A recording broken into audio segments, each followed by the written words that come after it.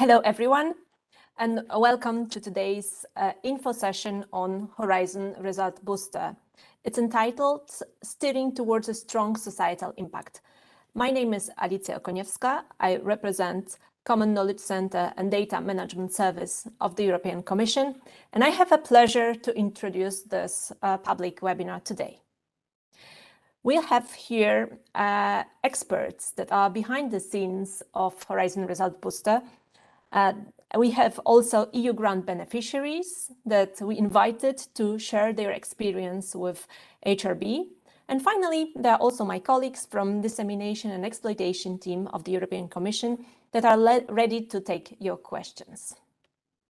I will shortly introduce the agenda, but before that, let me say a few words on Horizon Result Booster. It is a service that is provided by the European Commission to EU grant beneficiaries.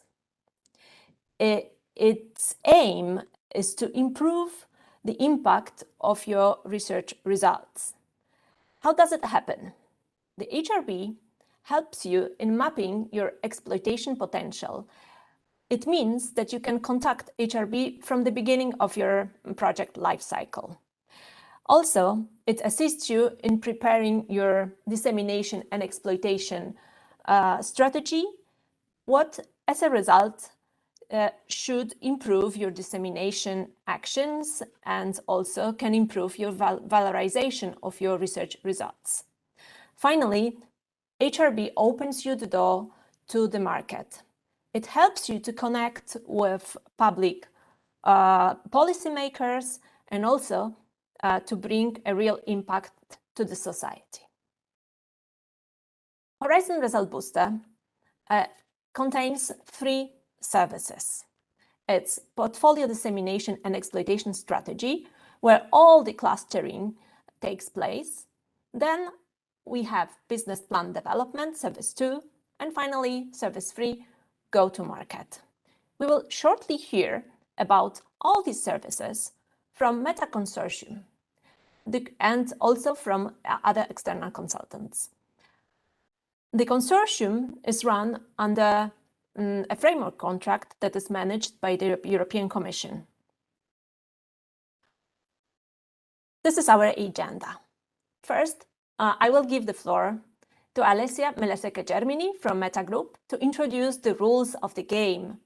Then we'll hear about Service 1, Portfolio Dissemination and Exploitation Strategy, from Nicholas Ferguson from Trust IT and Antonello Fiorucci from Meta Group.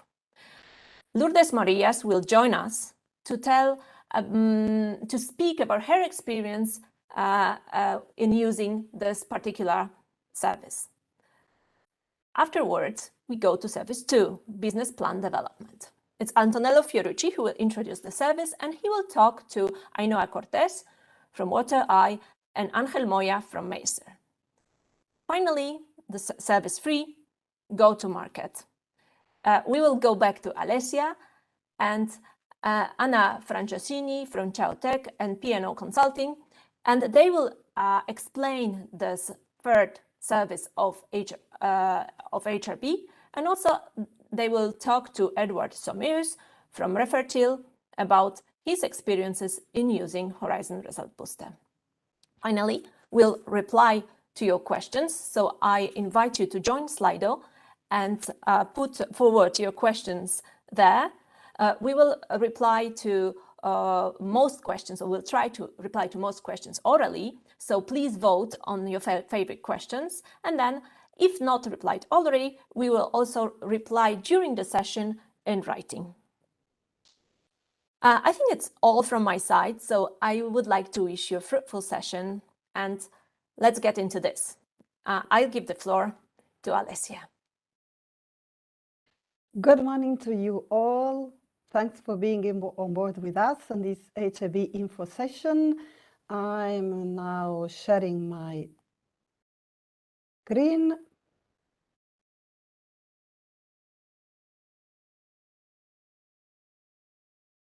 Here we are. So my name is Alessia and I'm your HRB manager.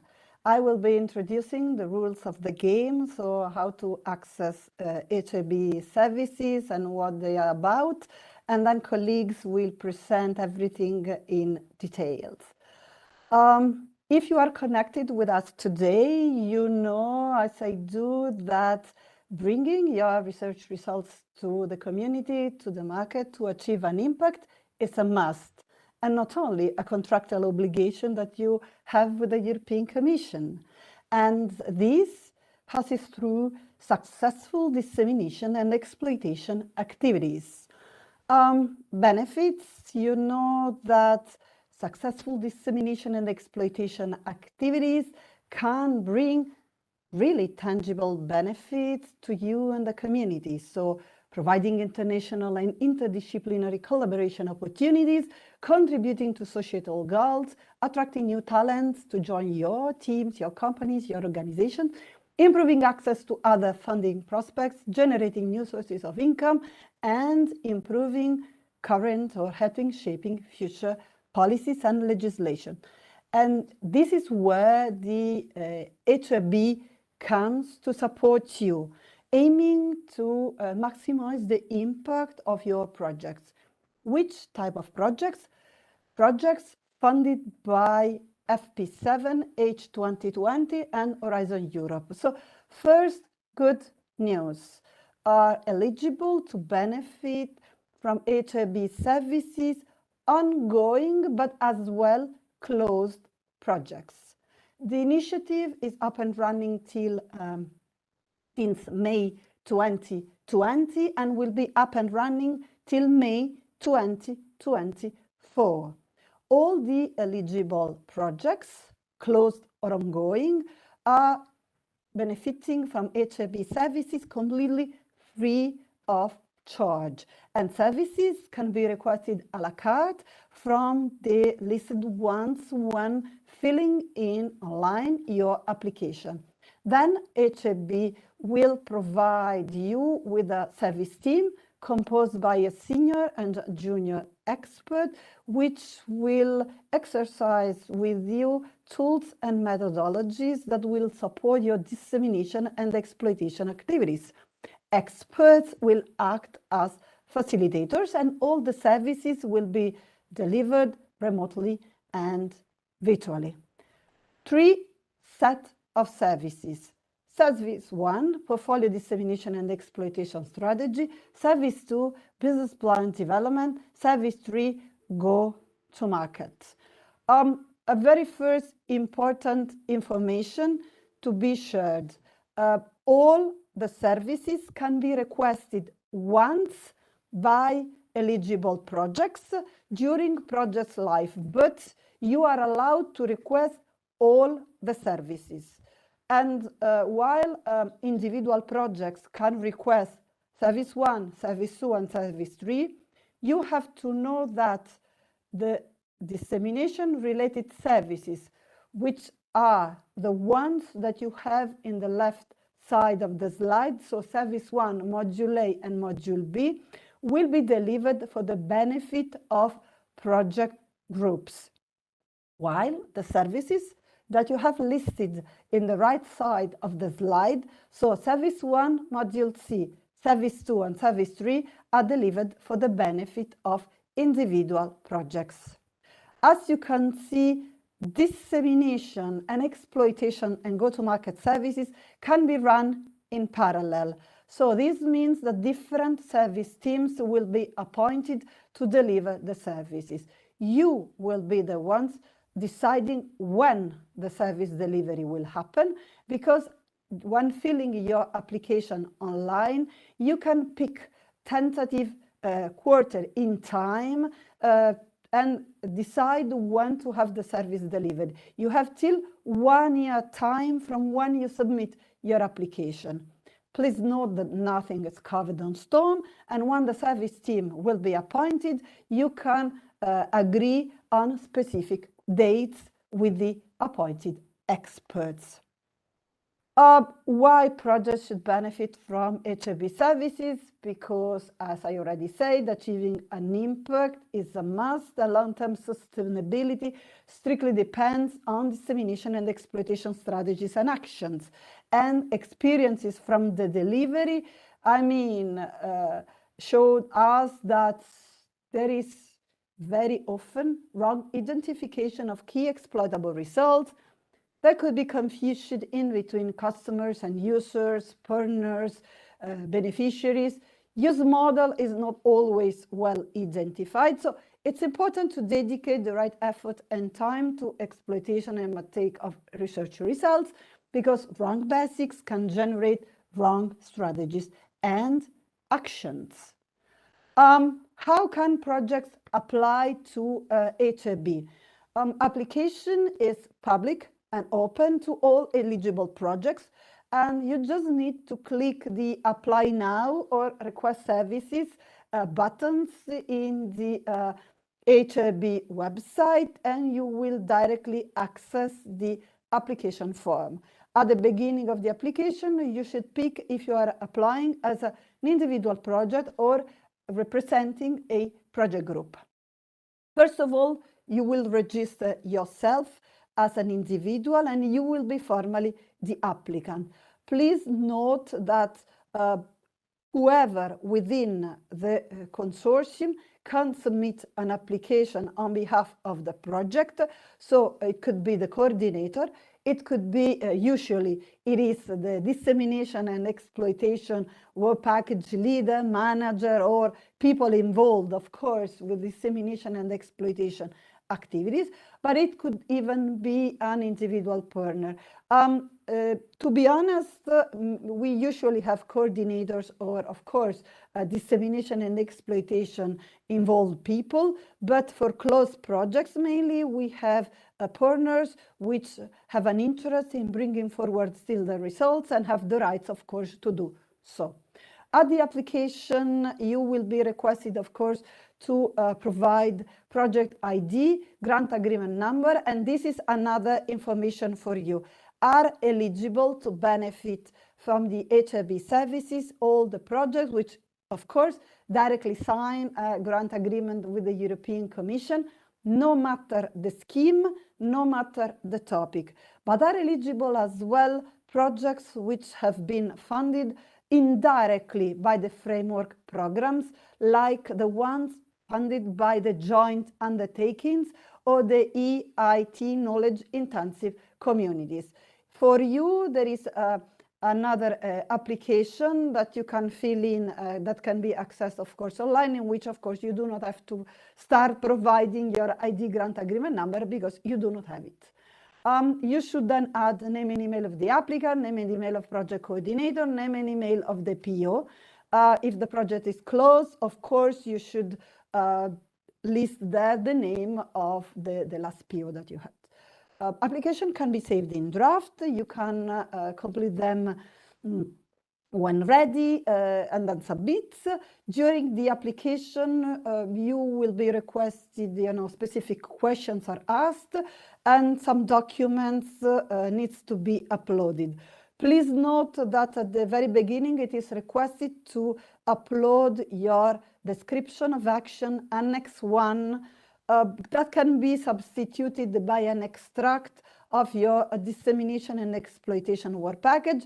Please note that all the people, being this a European Commission initiative, all the information that are shared stays at the level of the platform, and people who are working in a management team and the service delivery, we all sign non-disclosure agreements with the European Commission, and you will access the non-disclosure agreements which have been signed directly in the HRB platform when the service team is appointed.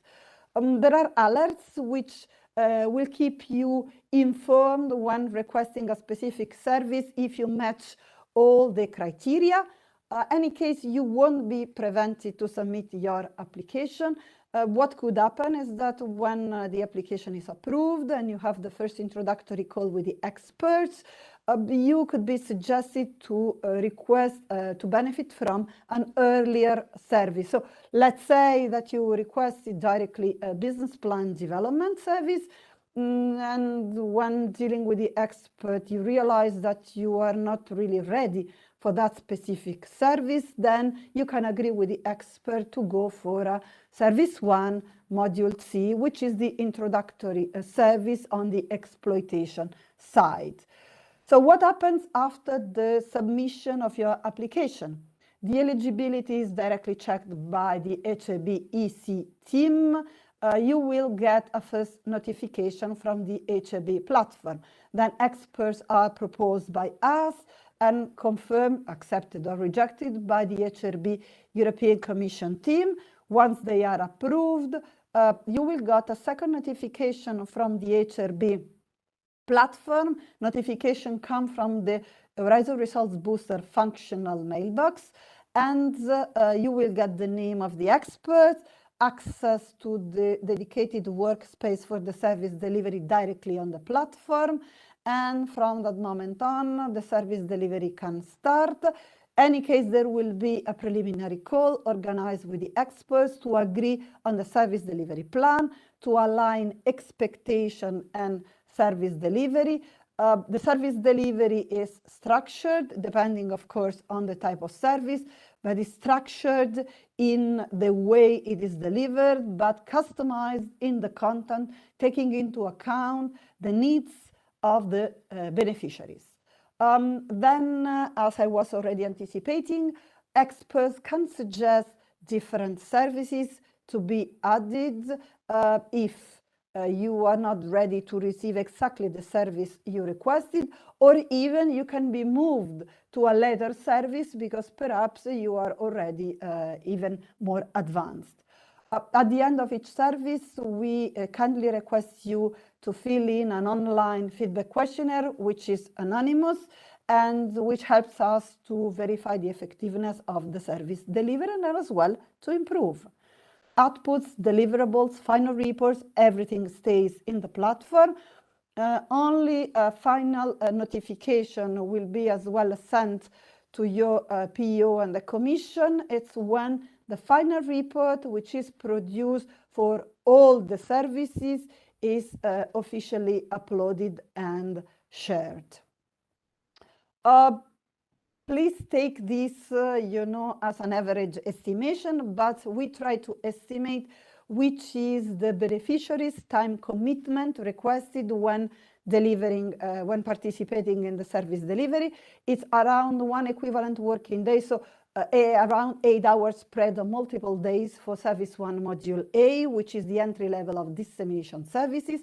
For Service 1 Module B, from 2 to 4 equivalent working days, depending on the training packages selected. And you will know more from the next speaker about Service 1 Module A and B. Service 1 Module C, which is the entry level for the exploitation services, business plan development, and the various go-to-market services, could require a range from 3 to 10 equivalent working days, depending on the level of maturity of the project. Time commitment by project partners that will be, devoted to work with the experts during the delivery of HLP services could be reported in project timesheets. Just few numbers for you. Currently, we have actively involved 194 experts Europe-wide. We have on board 875 projects, more than 940 assignments, 2,400 more beneficiaries, and more than 6,500 organizations. About the funding scheme, to give you an overall idea, you have a slide in which you have the current setup. Not surprised by the fact that the collaborative projects, or research and innovation action, the CSAs are, of course, representing the majority, but we do have different Marie Curie type of actions, different ERC, ERANET, BBI, we have SME instruments. So as you can see, we are really covering all, the different type of funding schemes. And as I said, no matter the topic. That's all from my side. I'm now giving the floor to Nicolas Ferguson from Trust IT, which is going to introduce you more in detail Service 1 Module A, Service 1 Module B. The floor is yours, Nick. Good morning, everyone. Thank you very much, Alessia, for the introduction. Can you see my slides okay? That's an important question, of course. Can you see them okay? Yes. Okay, perfect. So thank you very much for the introduction. As I said, my name is Nick Ferguson, and I'm a senior project manager and shareholder at Trust IT Services. We're an SME based in Pisa, in Italy, and we specialize in dissemination activities for research projects. And today I'll be telling you a bit about the dissemination modules A and B, which Alessia's just given a high-level overview of. And I'll be joined later by Lourdes Morillas from the University of Lisbon and from the Med Change project, which is one of the projects which has benefited from both Module A and Module B. So I'll give a quick summary of the two modules, just a quick overview, just to introduce them. And then what I'd like to do is give some practical examples of how we've supported 3 projects and their experiences and the reasons why they've applied for Horizon Results Booster dissemination modules. Then we'll go back and look at the modules in a bit more detail. And then we'll be joined by Lourdes at the end of this to discuss the benefits and her experience of working with us. So first of all, as I said, these 2 modules are provided by 2 companies, Trust IT Services and Icons, and we are both SMEs. We're both based in Italy, as it happens, and we both specialize in dissemination for our R&I projects. So this is our bread and butter. It's the everyday work that we deliver, and you would find us generally leading a work package or a task on dissemination, communications, and sometimes exploitation. So these are the things that we do every day, and we've tried to convey this in the modules that we deliver in Module A and B.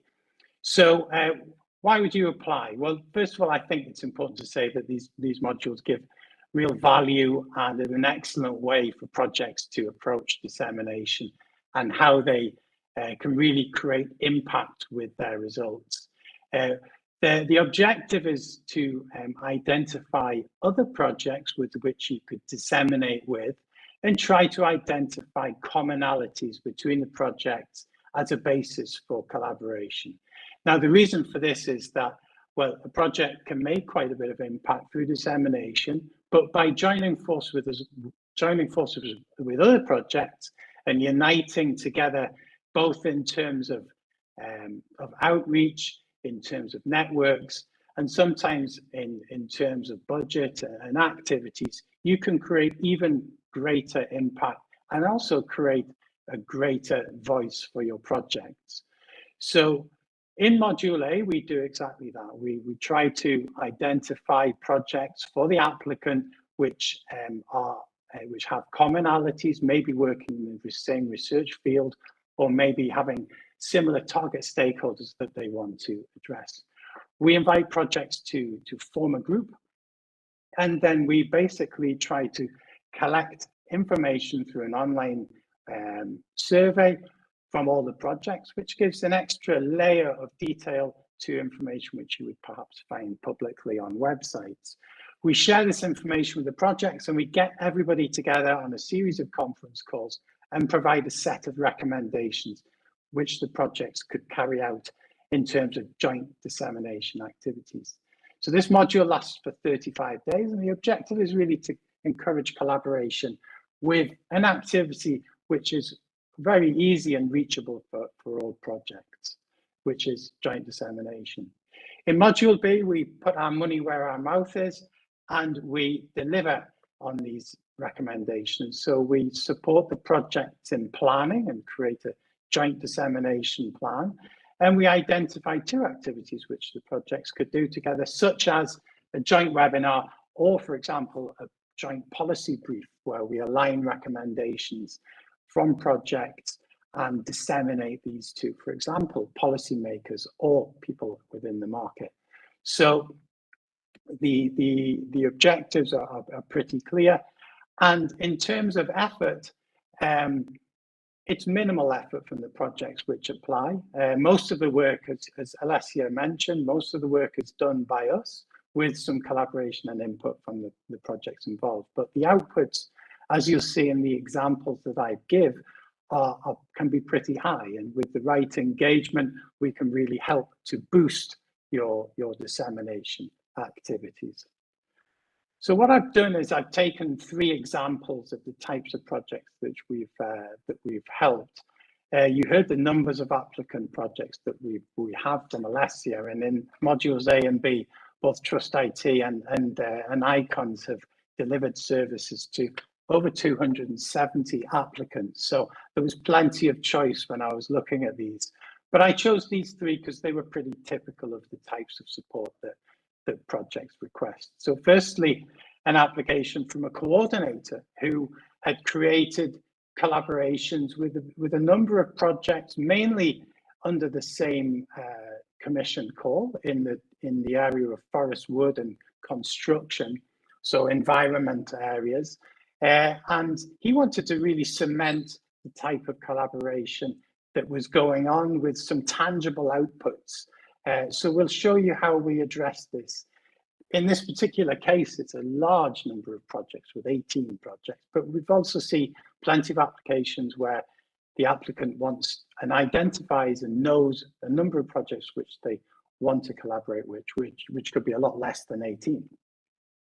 The second example comes from the area of cybersecurity, and as you'll hear in a moment, an important project which wanted to create new synergies. So they were unsure on what topics and which projects they should be collaborating with. And we help them to firstly identify, to form a group, and to create some meaningful outputs from that.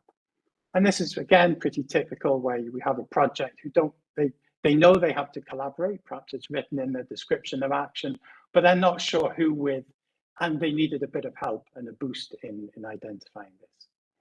In the third example, and we have our guest, Lourdes, who will give us a direct feedback on this. But this is quite an interesting one. It comes from a Marie Curie research project, and it addresses a problem that the Med and Change project had in terms of reassessing how they addressed dissemination due to unforeseen circumstances, namely the COVID pandemic. So shifting planned dissemination activities and strategies from physical events to online activities, and helping to broaden horizons from that perspective.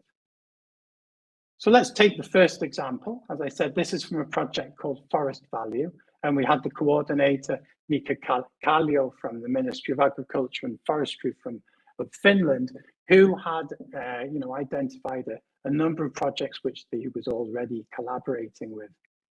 Now, what we did in module A was we gathered the different projects together, which with 18 projects was no mean feat, but it's something that we managed to achieve, and they all contributed to this online survey, this online questionnaire that we have, where we ask the projects to provide information on their exploitable results, on their dissemination objectives, on their objectives in general, and who they're targeting in terms of dissemination activities.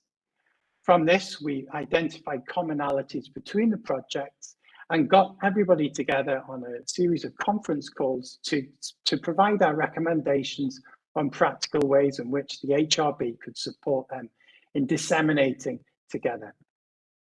The result was a series of outputs. Firstly, a video pill, a very brief video where we showcased the objectives and the results of the projects and the impact that these results would have on the target stakeholders, which they were all addressing, and also a flyer, so a fact sheet or a flyer that the projects could use both in online activities and at physical events. But the main output so these are 2 things that we provide all project applicants and all groups in module B. But the important thing here is that we provided two larger activities. The first one was the publication of an online catalogue of results, which was based on the information we gained from the projects at the beginning of the activity. And we published this and clustered over 49, I think it was 49 results we had here. We clustered them in 5 groups. And there is now this online tangible output of this collaboration, which you can access today. And this is all hosted by the Forest Value Project. So this really catapulted them in terms of visibility, both within the community and also with the European Commission. The other output was aligning the projects in terms of providing a set of policy recommendations to the European Commission on the topic of research that they had in common. So the booklet gathered recommendations from all of the projects and gave recommendations in terms of how new technologies could be approached and how not to marginalize small actors within the field of wood production and forest maintenance. So 2 very tangible and practical ways in which we supported this large project group. In the second example I'd like to highlight is the Project Concordia. Now, if you work in cybersecurity, you've probably heard of Concordia because it's a large project, very important. Their role is as a pilot for the new Cybersecurity Competence Center. And with an important project, as part of their remit, they had to collaborate with other projects. So we really helped them very, very practically in terms of identifying a set of topics and projects with which they could collaborate. So we identified originally 12 projects. We identified 3 topics which we thought that could benefit Concordia, namely the use of cyber rangers, secondly, training, and thirdly, cybersecurity awareness as well. So, and training capabilities.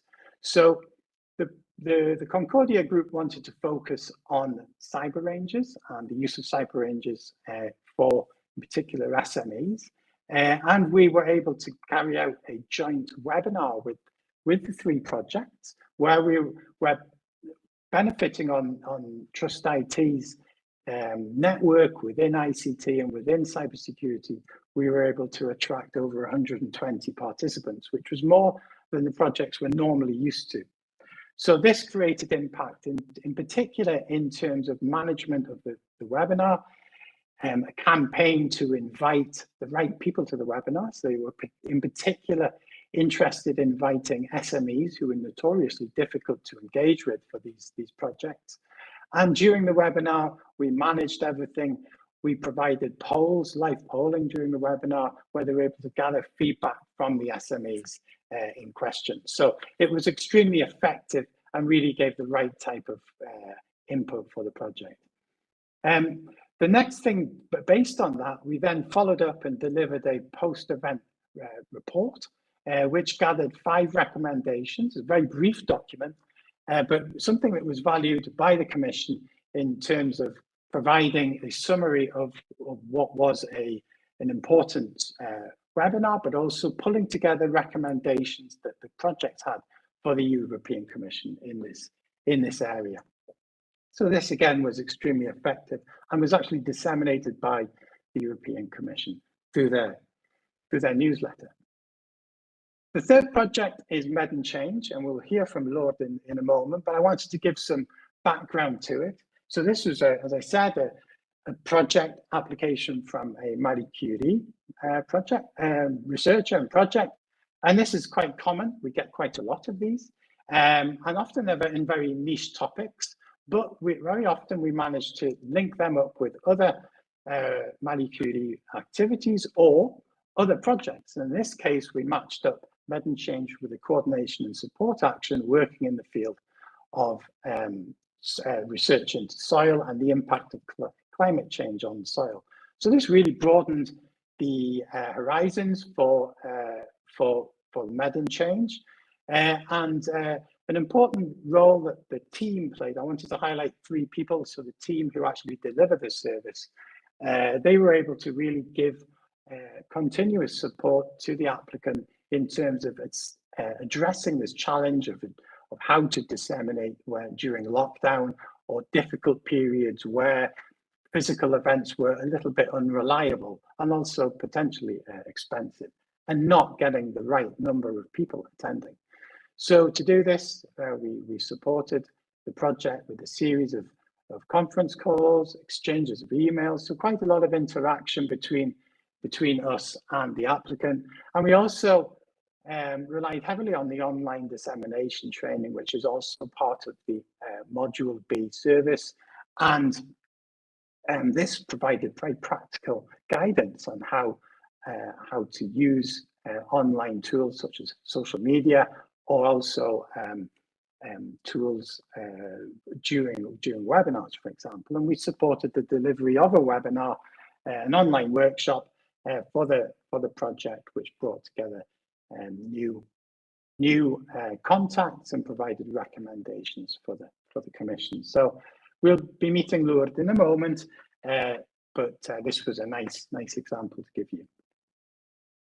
So coming back to the two modules, as you've seen, I've tried to give you some practical examples, but both modules can really contribute to improving the way that any project disseminates, both themselves in terms of improving strategy and also making new collaborations with other projects. So as I said in Module A, we help to identify and create collaboration between projects. We try to bring you together. We share information through our online questionnaire. We share information and try to get you to collaborate through conference calls and really try to get you to meet people. So it's a bit like a networking opportunity. And we provide a set of recommendations on how you could collaborate, as well as a final report highlighting all of the results that your projects are delivering. So it's really sharing a lot of information which isn't otherwise available and is perhaps, kept by the project, not intentionally, but it isn't publicly available. In Module B, the recommendations, well, we build on them and we really try to support the project very practically and in a very personalized way in terms of delivering joint dissemination activities. All project groups receive a joint fact sheet and a video pill, which they can use both at physical events now or online as well, through social media channels or through websites. And we also provide online training to improve the skill set of the teams who are involved in dissemination. Then the project group can choose up to 2 of the following activities, where we again support directly the projects either to publish an online portfolio of results, which perhaps targets and uses messaging which would be attractive to their target stakeholder, delivery of an online workshop or a webinar, or also support now in physical events as things have now really opened up after COVID. Supporting projects in delivering social media campaigns, which is often something where project teams struggle, and really benefiting in how you can create communities using these channels. And the creation of a policy brief. So a very brief document which brings together and aligns recommendations which perhaps projects have dotted around deliverables and brings them together in a brief document which can be conveyed and communicated and disseminated to the commission in particular. Or general strategic support. I have an example here of a number of projects which focused on water management between Europe and India. And here we provided, 4 months of support to these projects, conference calls, meetings, and in the end, we helped them to apply and carry out a workshop at the EU Green Week in 2021, where the projects, all from the same call, really provided an extremely highly visible workshop at this event. So nice examples, and this is exactly what we do in these 2 modules. So just to sum up, as I said at the beginning, I think the modules provide real value to projects, can give you an extra boost in how you address dissemination, improve the way and practically support you and deliver you in terms of identifying other projects you could collaborate with and potentially achieve your dissemination objectives and KPIs or add something new to them. We'll help you share knowledge and expand your networks and learn more about other projects working in the field so you can collaborate with them, not only in dissemination, but also potentially in terms of future activities and maybe, you know, a future proposal together. So I think they offer practical and tangible impact for all projects, and we can really, you know, take some burden off your shoulders and support you in practical ways. So with that, what I'd like to do now is invite Lourdes to turn on her camera, because we'll be talking a little bit about the Med and Change project now. So I'll go back to this slide which I had earlier. Lourdes, can you hear me, and can you put on your camera and Yes, Nick, I'm here. I can hear you. Can you hear me? Yes, I can hear you, yes. So Lourdes, very nice. Thank you very much for joining us today. And it's great to have you on board. And so you actually applied for the dissemination services in HRB a while ago, and we helped you there. So would you like to quickly introduce yourself and tell us a bit about the Med and Change project? Sure. First of all, thank you for inviting me. It's my pleasure to be here. So I'm an individual. I got an individual fellowship, a Marie Curie grant, and I'm doing my job in the University of Lisbon in Portugal. And well, my project is about assessing how the soil biogas is going to respond to all the challenges, to all the environmental challenges that is going to face in the coming years, such as climate change and nitrogen pollution. That's mainly what we do. Okay, thank you. And can you tell us a little bit about why you applied? So you applied really to, I don't know, improve or get advice on how to disseminate, but also you were addressed by this challenge of the COVID pandemic.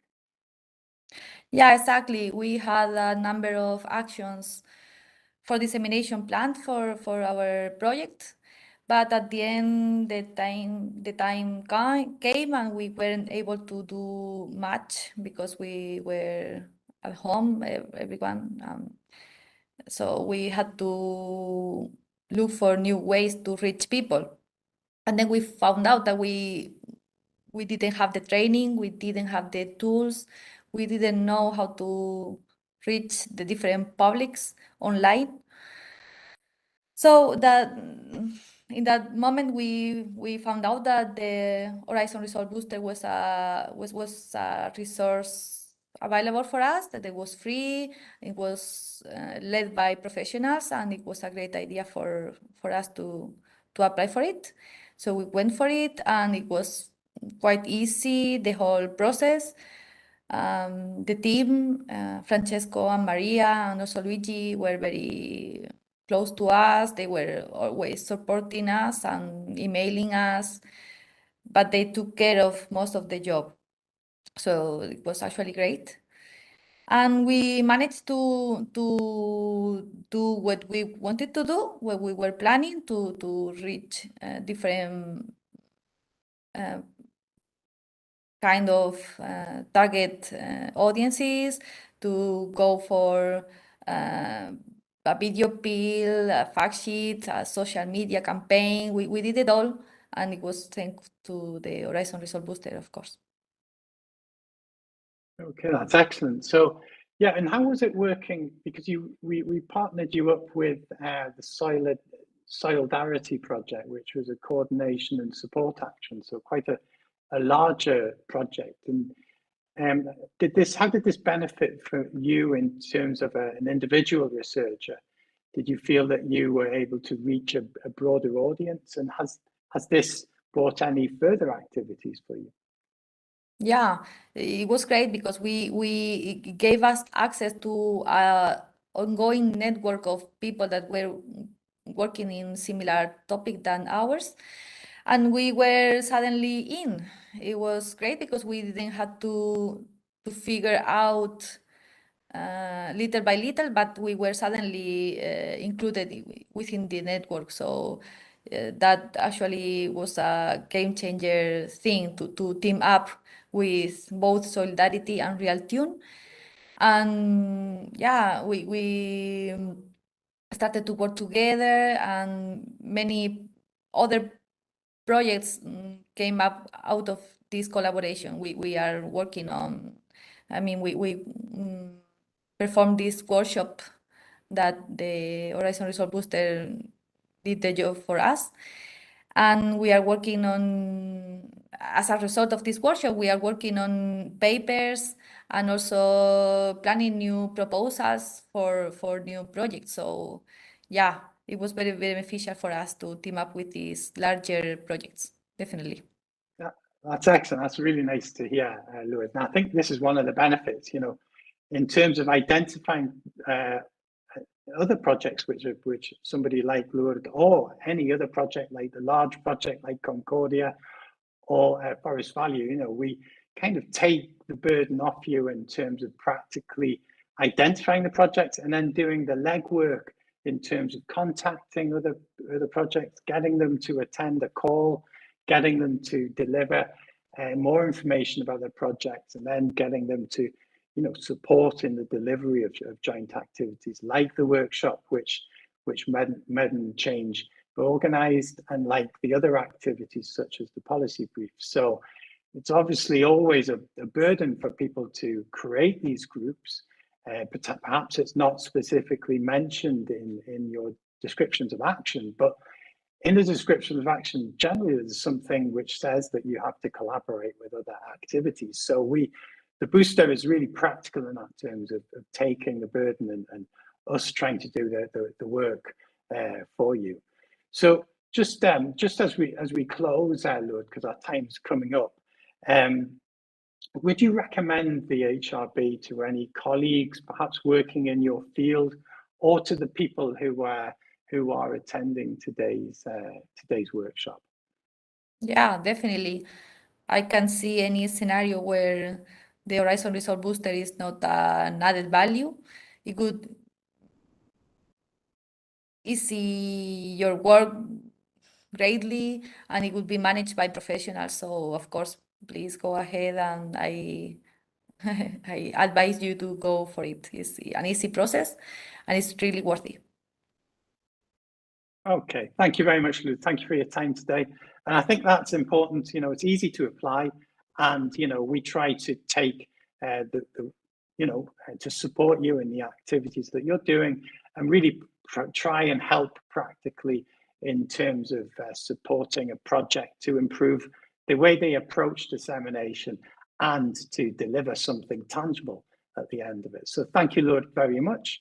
And with that, I'll hand back over to Alessia, I believe, and I'll be on later on for any questions that anybody has on this service. So thank you very much.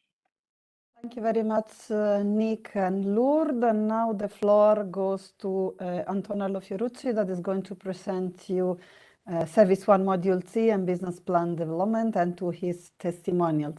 Antonello, the floor is yours. Thank you so much. I'm going to share my screen.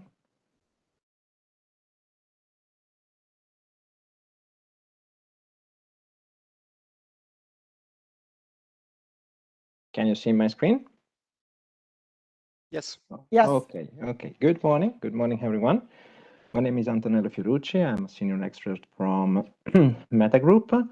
And this morning, together also with Ángel, Moya, and Ainhoa Cortés, we will try to present a little bit better the two services, the Service 1 Module C for exploitation and the Service 2 for the business plan development.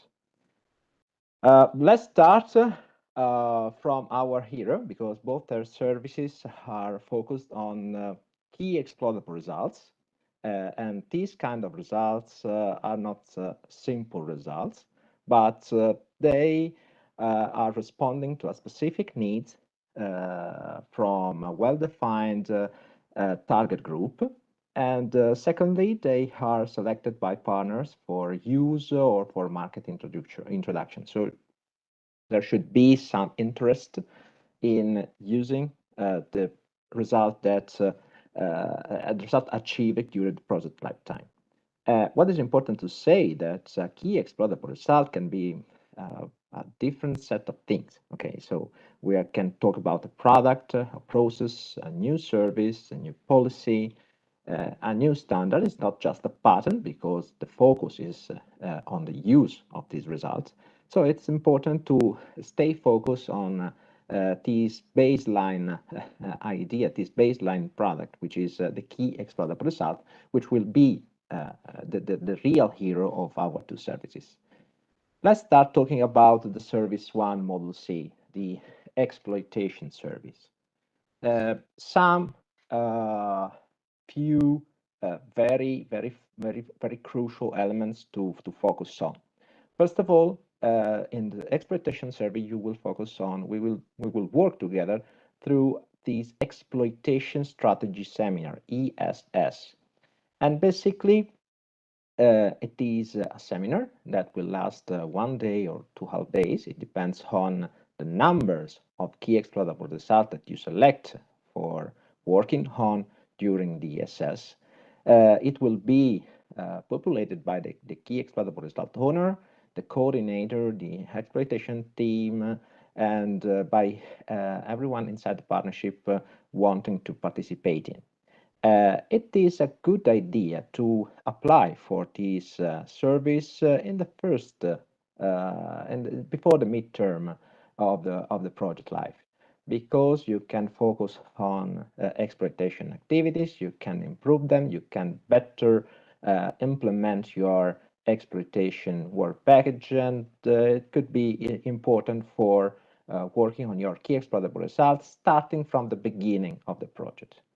It is a unique opportunity to discuss your exploitation plan, and as I said before, starting from the point that the key exploitable result is our hero, you can work at maximum on 3 of them.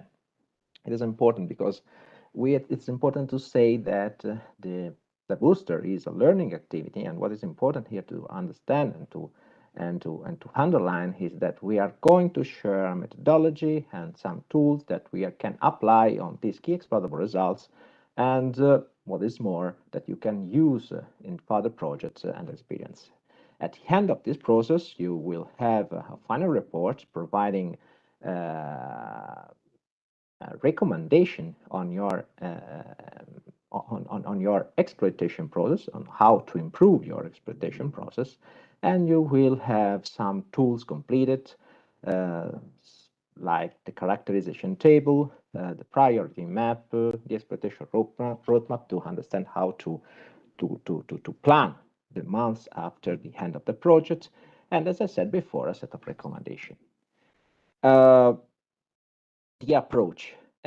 The ESS and also the service is based on a problem-oriented approach. So we have a scientific approach. We do not start from a scientific dimension, but we focus on the problem that we try to solve through our solution, and we try to increase the TRL to understand how to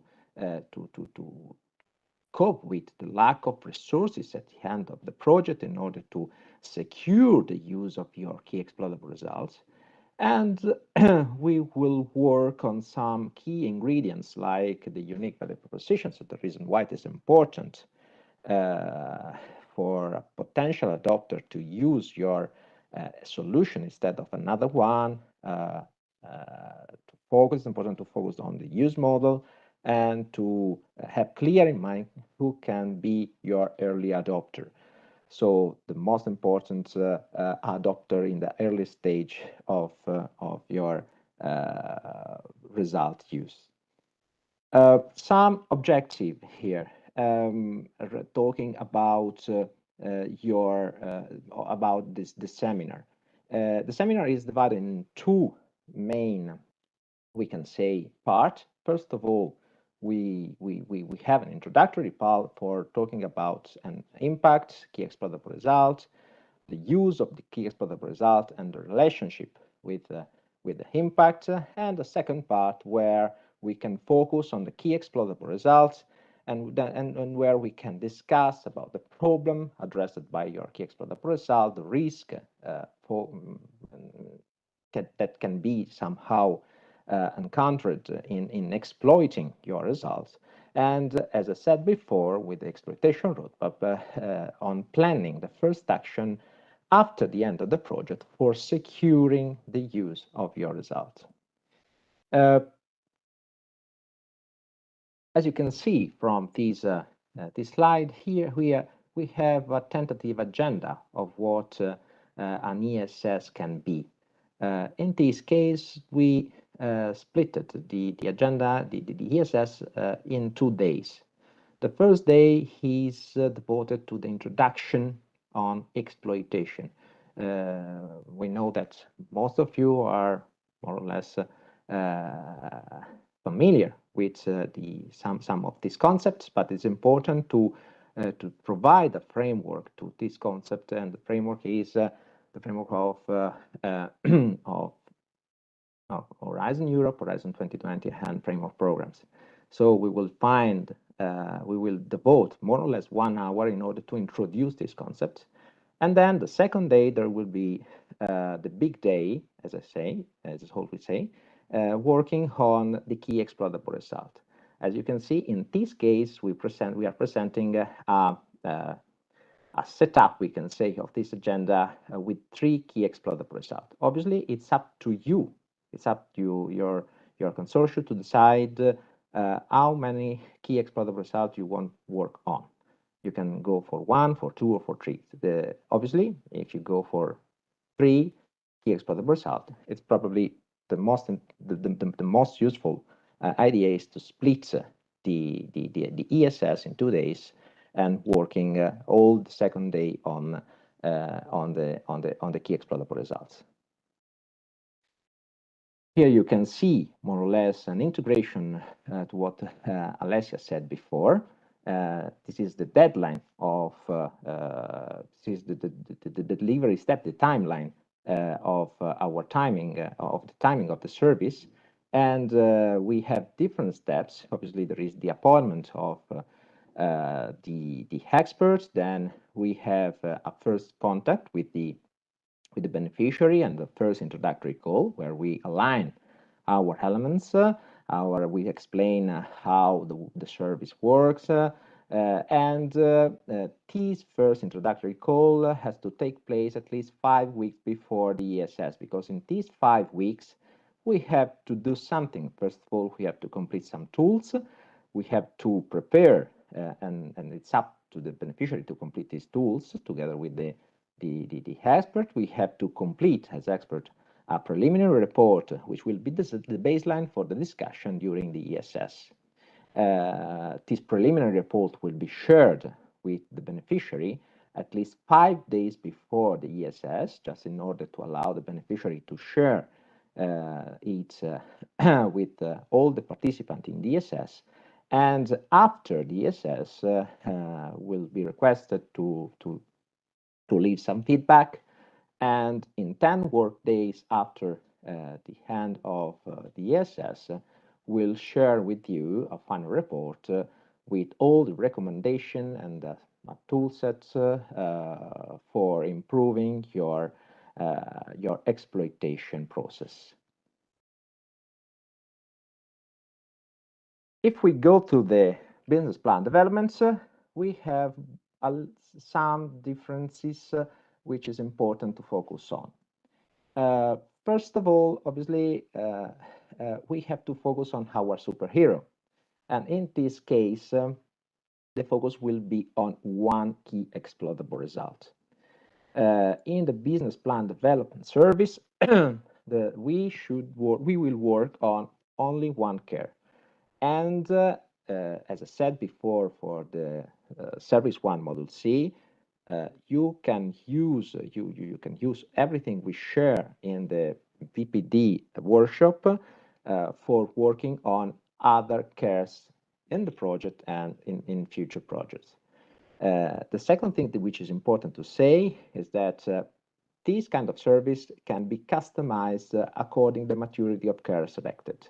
If you have already worked on an exploitation plan, a business plan, the service will focus basically on a review of what you have already done, on an implementation of the exploitation roadmap, and basically on providing recommendation on your business planning.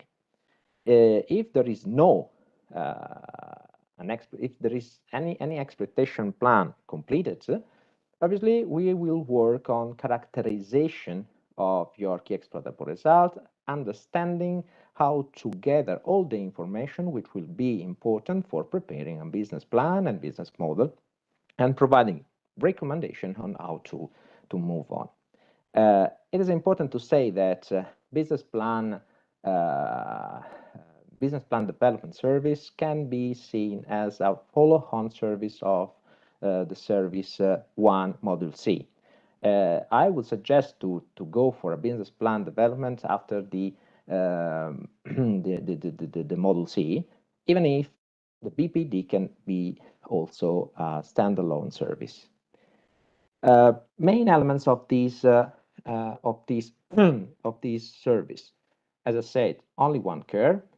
It is important to work on the business plan development service after the midterm, also because there can be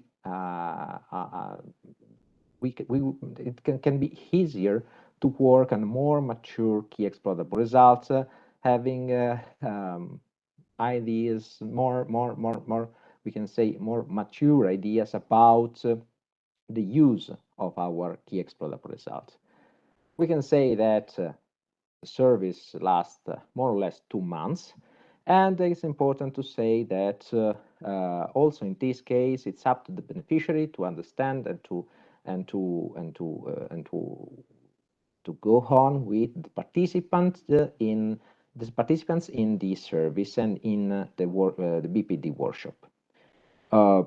It will be a strong input for the planning future use, and we will use also in this case some tools, and one of the most important tools that we are going to that we will use will be the lean canvas, business plan structure table, in order a value proposition canvas, in order to gather all the information which are necessary for preparing your business plan.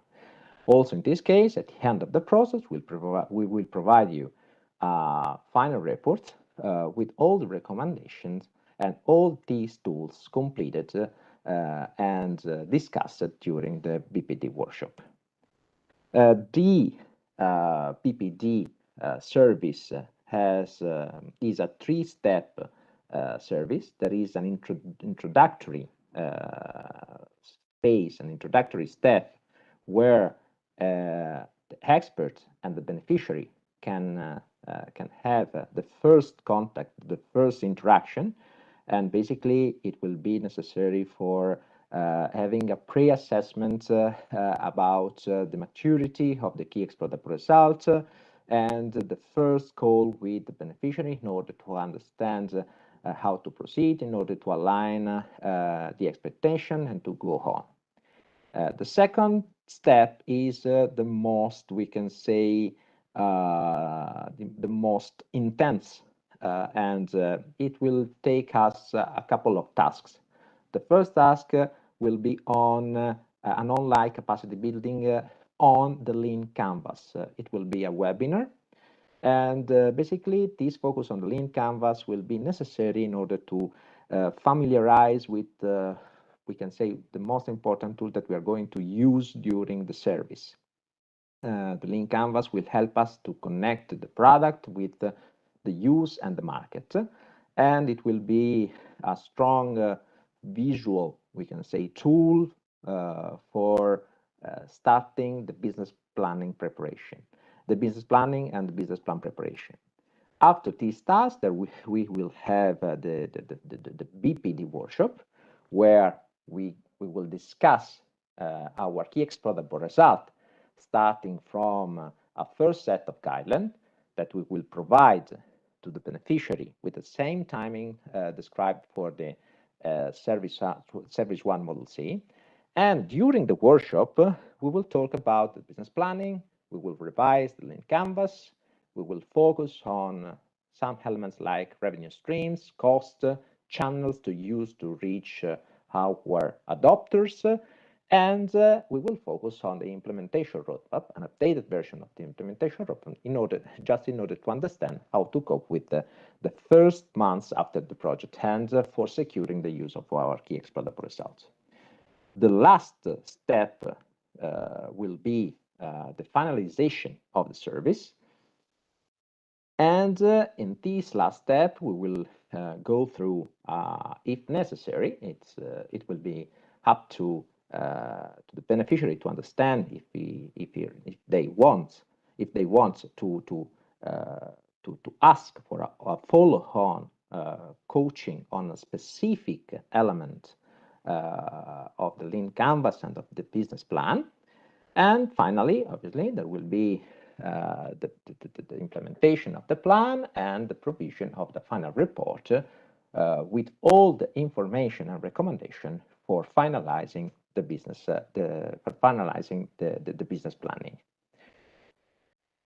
As you can see, we have the most important elements of our workshop agenda, and also in this case we will work on some different activities focusing on the key exploitable results.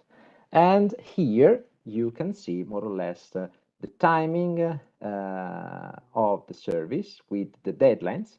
And as you can see from this table, in this case, we can say that we will have some more interaction focused on the clarification on some tools like the Lean Canvas, but more or less the timing is the same that we will have in the Service 1 Model C. There will be an official appointment, there will be an introductory call for aligning expectation and for presenting the service. There will be the Lean Canvas webinar, just in order to introduce the tool. Then the beneficiary will prepare all the tool, will complete all the tool which will be necessary for preparing the first set of guidelines, which will be the baseline of our discussion during the BPD workshop. After the BPD workshop, we will collect feedbacks, and in 2 weeks after the BPD workshop, we'll provide you the final report related to the BPD workshop, the BPD service, where you will find recommendation and all the tools completed and discussed during the workshop. Just few things for summarizing, which are important to have in mind. First of all, as I said before, the booster is a learning experience. We are not talking about just one-stop service. What we are going to share with you is a methodology, are some tools which you can use also for further key exploitable result in further projects. So it is important to leave this service also as a learning experience. It is extremely important to align expectations, because if expectations are aligned, the satisfaction both from the beneficiary and for the expert teams is maximized.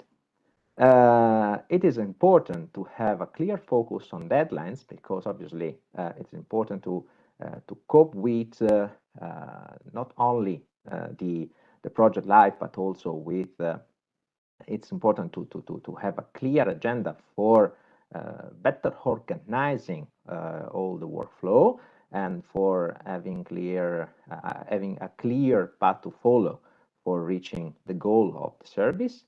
It is important to have clear some key concepts. This is the reason why we devote some time in providing a framework of some well-known concepts like key exploitable result, exploitation, use, and business planning. And it's important that you can have a clear understanding of the tools that you are going to work on and which will be revised by us and discussed in the workshops just in order to extract from this tool the best performance. Now, I am very pleased to introduce Ángel from Meister Projects. You can switch on your camera. And also because I know that Ángel is joining us from a very cool place. Ángel, can you hear me? Yes. Can you hear me well? Yes, I can hear you. Good morning, Ángel. Good morning. So where are you joining Yes. from? Yes, I'm in Barcelona in the Smart City World Congress because just after this webinar, I have to present a Meister project in a Civitas session.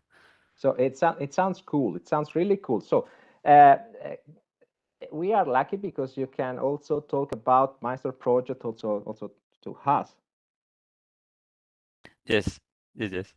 Yes, can you provide us some main information Yes, about the Meister project is a H2020 project that finished 8 months ago, and the main aim of the project was to test innovative business models in order to reduce the cost for the charging infrastructure deployment and facilitate the large-scale deployment of electric vehicles in Europe. And yeah. Yeah, sorry, please. No, and we had 4 main objectives in order to achieve that. Yeah. And talking about the cost, you are an HRB champion because you apply to all the HRB value chain. Talking about your key exploitable result, your achievements, what you focus on during the moreover on the SSC and BPD. Yes, we applied, as you said, to the 3 services, the exploitation service, the business plan service, and then the go-to-market service. We started with 3 cares, 3 products within the project, one about the smart charging and storage platform, and then another about the integration to integrated real-time information and booking service. And this last product, the integrated real-time information and booking service, was the product that we choose, join with the key expert in order to go to the business plan service and go to market service. We started with 3 products, but then we focus on this last product. And I mean, this project is an innovative action, and it has a high TRL, and the software solution tested within the different pilots had the intention to be commercialized after the project, and moreover, it is also what the European Commission expects from this kind of project. So at the end, for companies like us, like Etra, yes, this kind of project are the logical previous step to go to the market. So in this context, we decide to go to this service in order to exploit better the products that we develop within the project.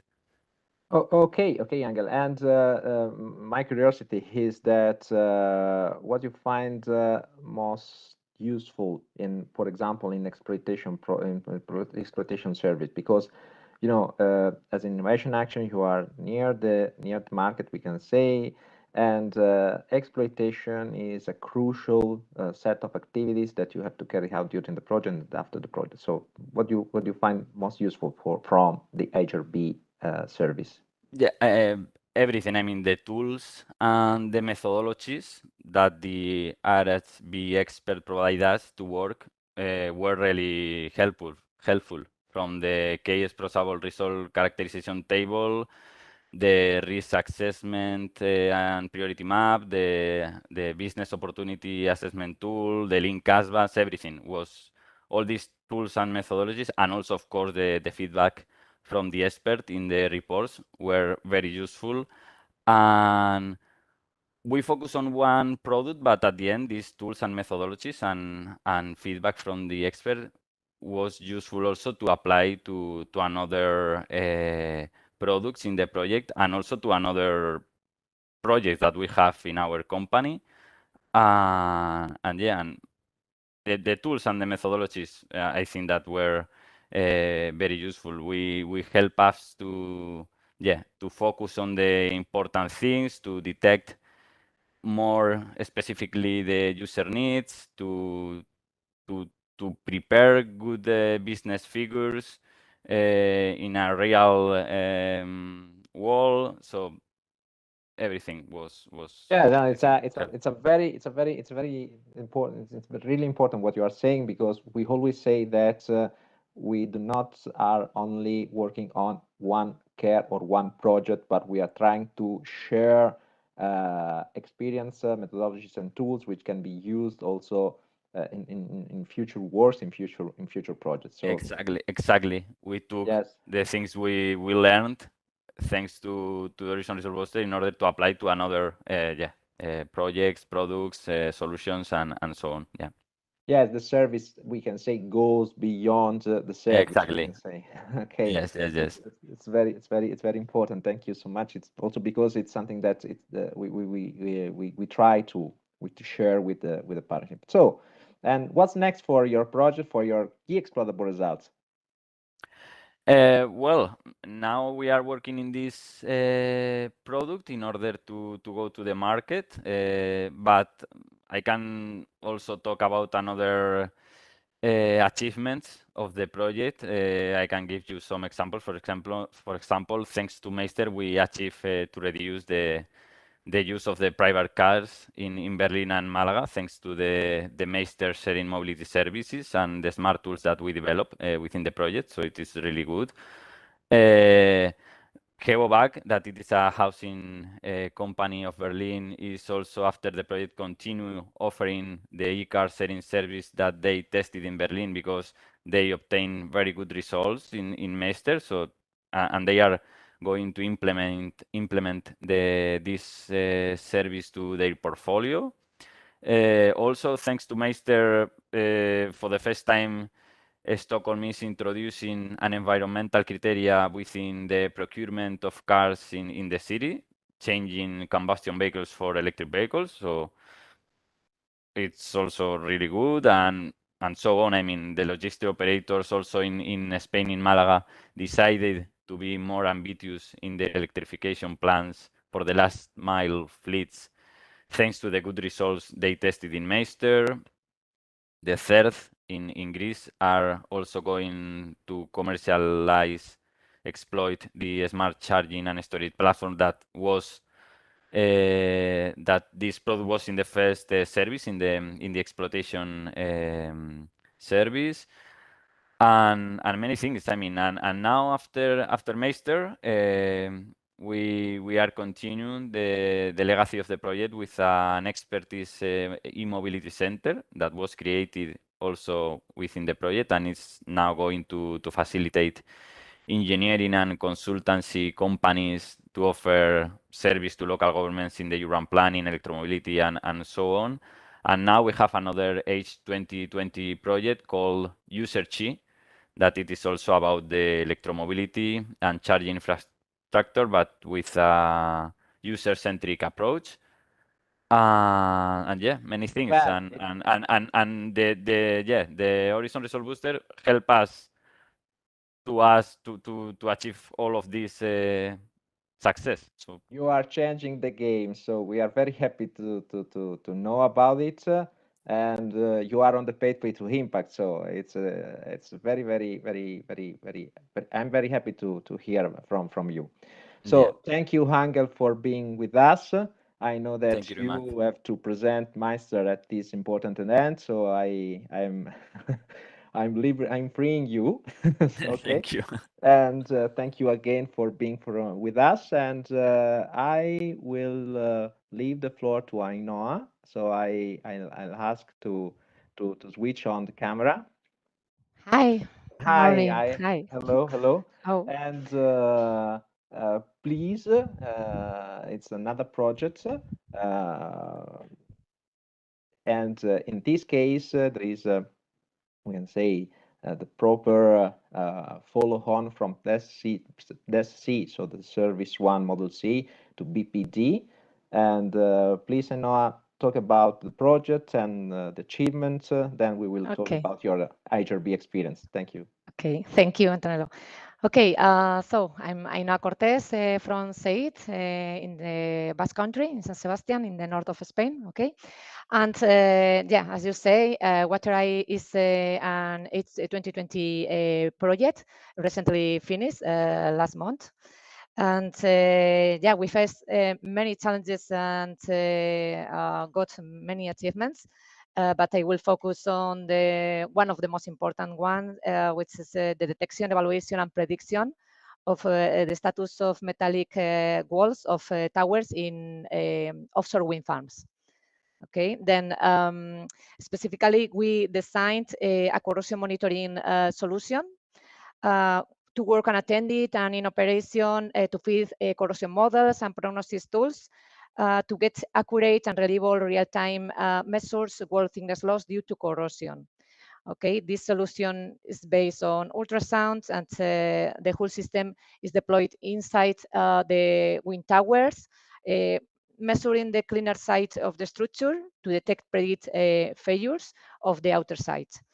And during the lifetime of the project, a huge set of steel samples were produced and exposed in lab and in real field to get corroded samples with the aim of characterizing this ultrasound solution. And this was validated successfully in a real offshore platform as well. And just WaterEye is not only focused on monitoring, we develop as well corrosion models, prognosis tools, visualization tools, weather and operation condition tools, a lot of tools to facilitate the operation and maintenance of the wind farm operators. Okay, Yes. and so starting from this huge work during the project, you decided to apply, and what was the main reason for applying the HRB? Okay. Yeah, we requested two services, Service 1C for the exploitation and Service 2 for the business plan development. In fact, we have recently applied for the Service 3, go to the market, okay, but not started yet. And why? Because with WaterEye, we reach a TRL 5. Okay, and we are aware that after the end of the project, we have a long path to transfer our promising results to the industry. So we know that we must follow some steps to reach higher TRLs and to exploit and transfer our outcomes to the wind market. And to do all of that, the support providing for you by using these services is very helpful, providing the required guidelines and motivation. And did you find helpful the connection, the follow-on service, we can say BPD after the DES-C? So it's been useful to go through the DES-C and then to ask also the business plan development service. It's been useful to have these two experiences together.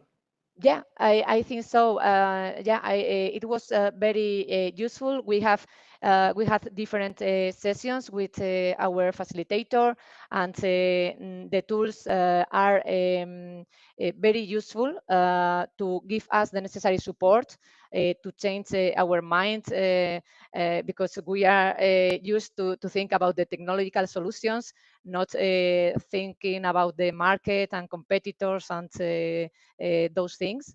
So yeah, the help was incredible. Okay, thank you, Ainhoa. Just last curiosity, because delivering services, it's always an interesting thing, because you can share experience with a lot of projects and so on. But it seems that the effort from the beneficiary can be tough But I think that at the end of the day, it's also worthy, because you can devote some time in order to cooperate. But it seems tougher than expected, and at the end of the day, it is useful to go to work a little bit on the service preparation and or not. So do you find that your effort has been too tough or too we can say difficult to sustain, or you worked well with your facilitator, as you said? I'd say that it's worthy because the results are there, and of course you need to dedicate some time to fill in the forms and understand the tools. But the facilitator in our case helps us in every moment with solving our doubts. So I mean, you don't need to dedicate so much of your time because the facilitator is that facilitates the way to do that. Yes, but I love that you say, I like that you say facilitator, because at the end of the day, the expert is someone who is trying to facilitate the activities that you are going to carry it out anyway. So it's an help from outside or inside. It depends from the point of view. But I like this point of view. And as I said, as I asked to Ángel before, what's next? Okay, next, as I said at the beginning, we applied to the go-to-market, the service 3, and we are excited to continue with this. On the other hand, we got another national project to validate our corrosion monitoring solution in a real wind turbine in the wind to power of Ocean. So these are with news, and we continue contacting the early adopters, identifying during these services, and this. So it sounds exciting. There's a lot to do. Yeah, that's it. Okay. Yeah.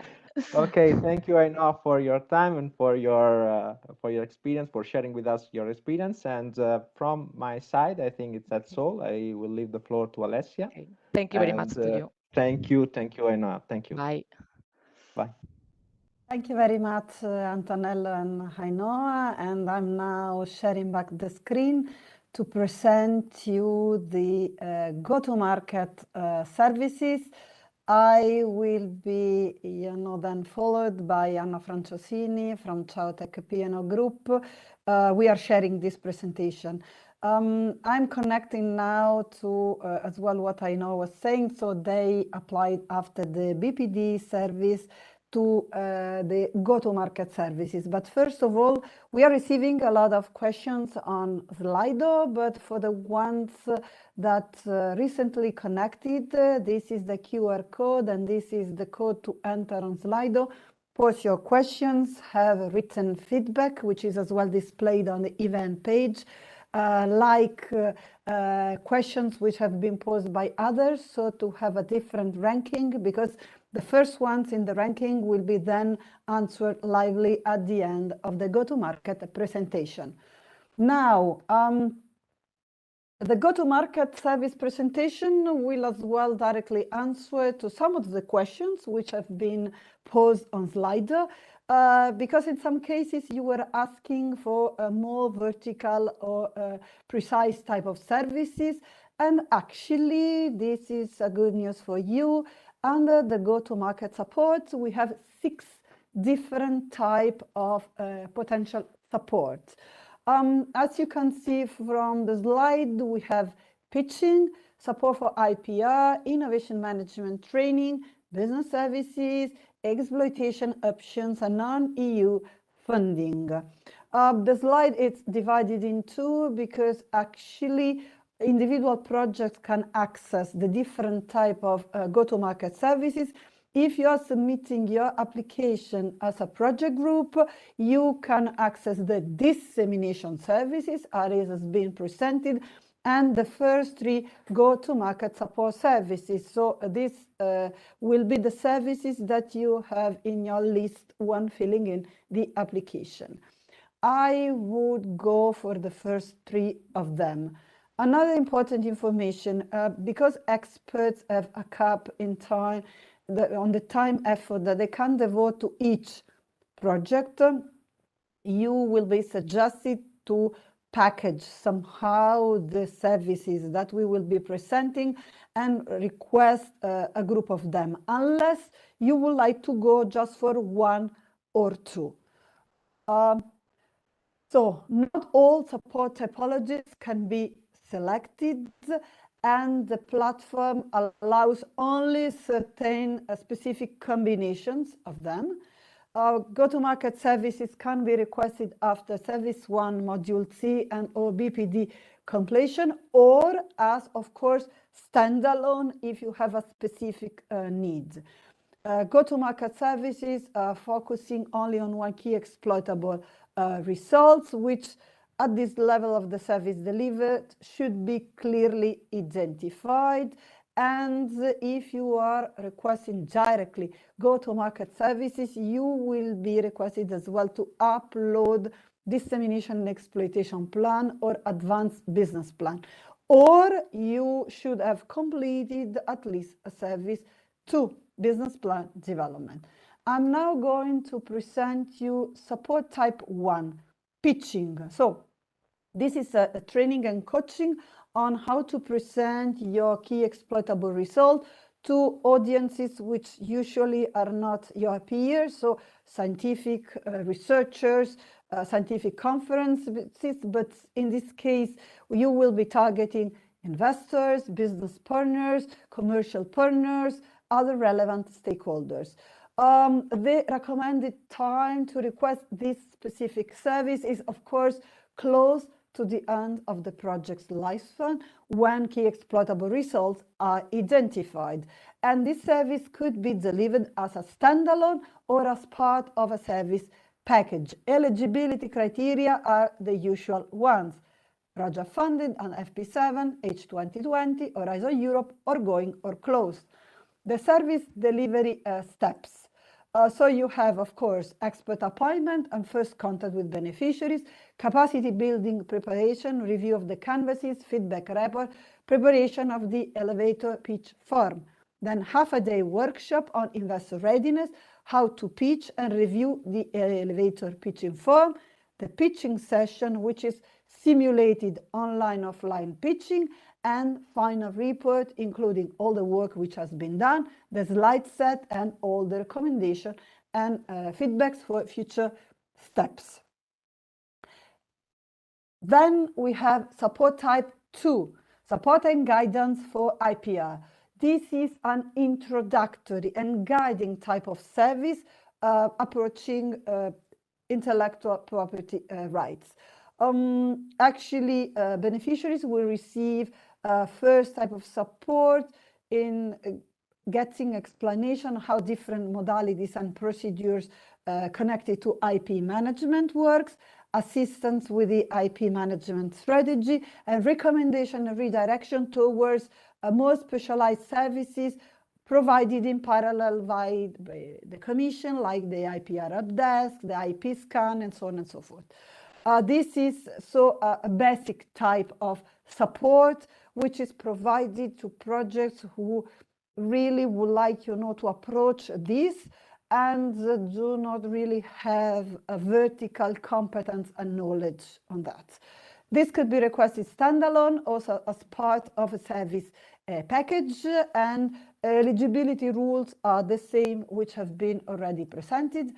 In this case, the delivery steps: expert appointment, first contact with beneficiaries, training preparation, so introductory call to set specific topics of interest and request eventual mission documents, training, half-a-day workshop on basics of IPR, and topics agreed during the introductory call. 2 hours coaching session on the scope and how to use the main EC-funded support services connected to IP. And then support type 3, training on innovation management. This is connected to work with the experts on the different dimensions of innovation management, how they interrelate, how they can be applied in different contexts. And this is a combination of theory and practical examples, but this is still, you know, a training type of service, which can be delivered as standalone or as part of a service package. Again, same rules for eligibility that you have for the other HAB services. So being funded directly or indirectly, FP7, H2020, Horizon Europe, being an ongoing or a closed service. In this case, you will have a full day online training course. Of course, full day means full day, or could be 2-3 different sessions spread in the period foreseen for the service delivery, which of course will be agreed with you, and designed to enhance innovation management competencies of the interested consortia. You will be working on the 5 dimensions of innovation management, so strategy, organization, culture, life cycle management, enabling factors and results. All the definitions and benefits will be introduced to you. And as I said, this will be a combination of theory and practice with case studies. The packages which are suggested are presented in the slide. The colleague from Chautec PNO, she's going to introduce support type 4, 5, and 6. And what you have in the slide are the suggested packages. So how to better combine the different services to have them then delivered to your consortium. I'm now giving the floor to Anna Franciosini from Chautec PNO Group. Anna, the floor is yours. Yeah, thank you. So, you see my presentation? Yes. Okay, thank you. So thank you, Alessia, for your nice presentation. So my name is Anna Franciosini from Chautec PNO Group, and I work as expert in the Horizon Results Booster Services. As Alessia introduced to you, now I'm going to present you the other go-to-market support services, in particular the support type number 4, business services, support type number 5, exploitation options, and support type number 6, non-EU funding. Let's start with this first one, the business services. So the business services are a set of services that has been designed for providing an operational support right before entering to the market for projects that have some product or service ready to be launched on the market. As other go-to-market services, this type of service are well designed and suited for projects that are developing a solution at ITRL level, where the use model is mature and already available, and in which partners of the beneficiaries of the project have already well characterized key exploitable results in an advanced status. So in a nutshell, the business services include this type of activities: preparation of commercialization plan for already developed or tested products or services with a well-designed exploitation strategy, a support in assessing the feasibility of a business plan to be worked on making available a final one, or a support in creating startups or spin-off with complete business model and commercialization plan. The business services include 3 different types of support, so the co-design and commercial development plan, feasibility study, or supporting and startup spin-off creation.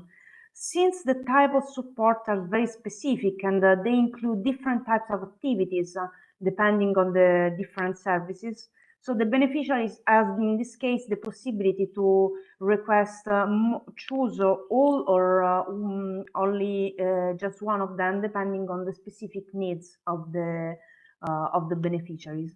So let's have an overview on the specific type of support. In the case of co-design of the commercialization plan, We basically provide a support first in assessing the desired strategic position on the innovation the beneficiaries are developing, and then the expert provides a support in order to optimize the positioning strategy of the given innovation provided by the beneficiaries under analysis in the specific service. The second type of support is the feasibility study. In this case, we are going to analyze the feasibility of a business plan, a preliminary one provided by the beneficiaries. First, making an examination of the business plan consistency, where the experts, so we are invited to basically check and ensure that all the parts of the business plan are well aligned in order to provide an overall consistent business plan.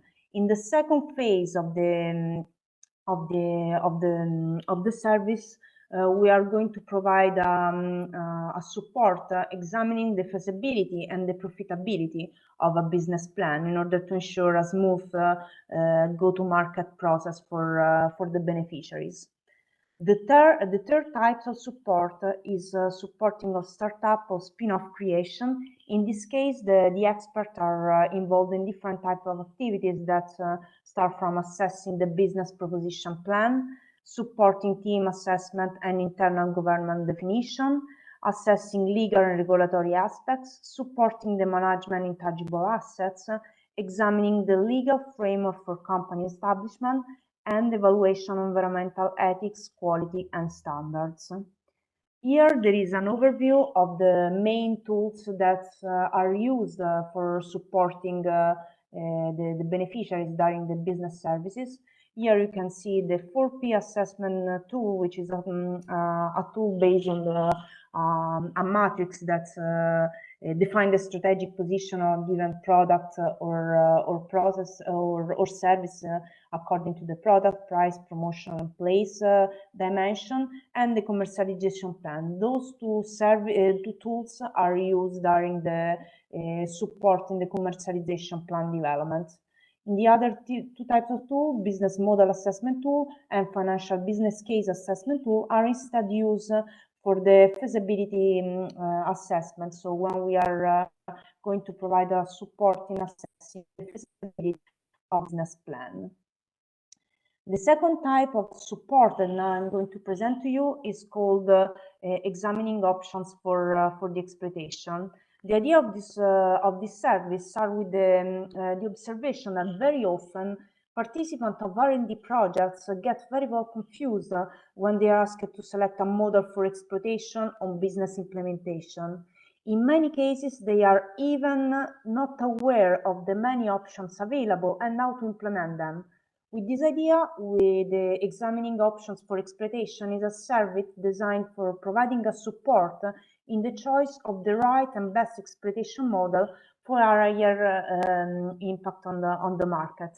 Also, as the previous service, this specific service is well designed for providing a support for those projects that are developing solutions at ITRL, where the use model is already mature and available, and where the characterization of key exploitable results is very well characterized and quite advanced. This type of service is divided into two main phases, which are in a first phase that consists on assessing the exploitation route and commercialization strategies, where the experts are asked to assessing the strategies defined by the beneficiaries, and of course providing some feedback. And the second phase, which consists more in a support in the right choice of the exploitation options, analyzing together with the beneficiaries what might be the pros and cons of each choice for exploitation strategy for their given the analyzed care. Here there is an overview of the main tools used during this service. The first one is the care characterization form that serves indeed to characterize and define the main features of the care under analysis. The care exploitation form, where the beneficiaries can indicate what might be the possible options that are foreseen for the exploitation of their key exploitable results, and the commercialization plan form, which serve for analyzing the strategic positioning of the product and how they want to launch a given product or service in the market. So now let's move to the third type of services that I'm going to present to you. The support type number 6, access to non-EU funding. So a project funding and finance strategy, we can say, is always key to turn project ideas and new concept into real life and market-ready innovations. So with this idea, the HRB in this case provides a service to support the beneficiaries in defining well-tailored funding strategies to access to private or public funding beyond the EU ones. So the goal of this service is to avoid the common situation in which good research or great development or new ideas, very innovative ideas, do not come to fruition due to the lack of access to funding or finance. So in this case, this service is designed for providing support in developing through public or private funding strategies and to achieve a preliminary conceptualization of an innovative project. The activities that are included in this type of service are, for instance, the identification of available funding opportunities, the identification of which funding opportunities suit better to the beneficiary's objective, and understanding on how to prioritize different funding opportunities. The access to non-EU funding support is divided actually in 3 types of support. A first phase called project analysis and funding scan.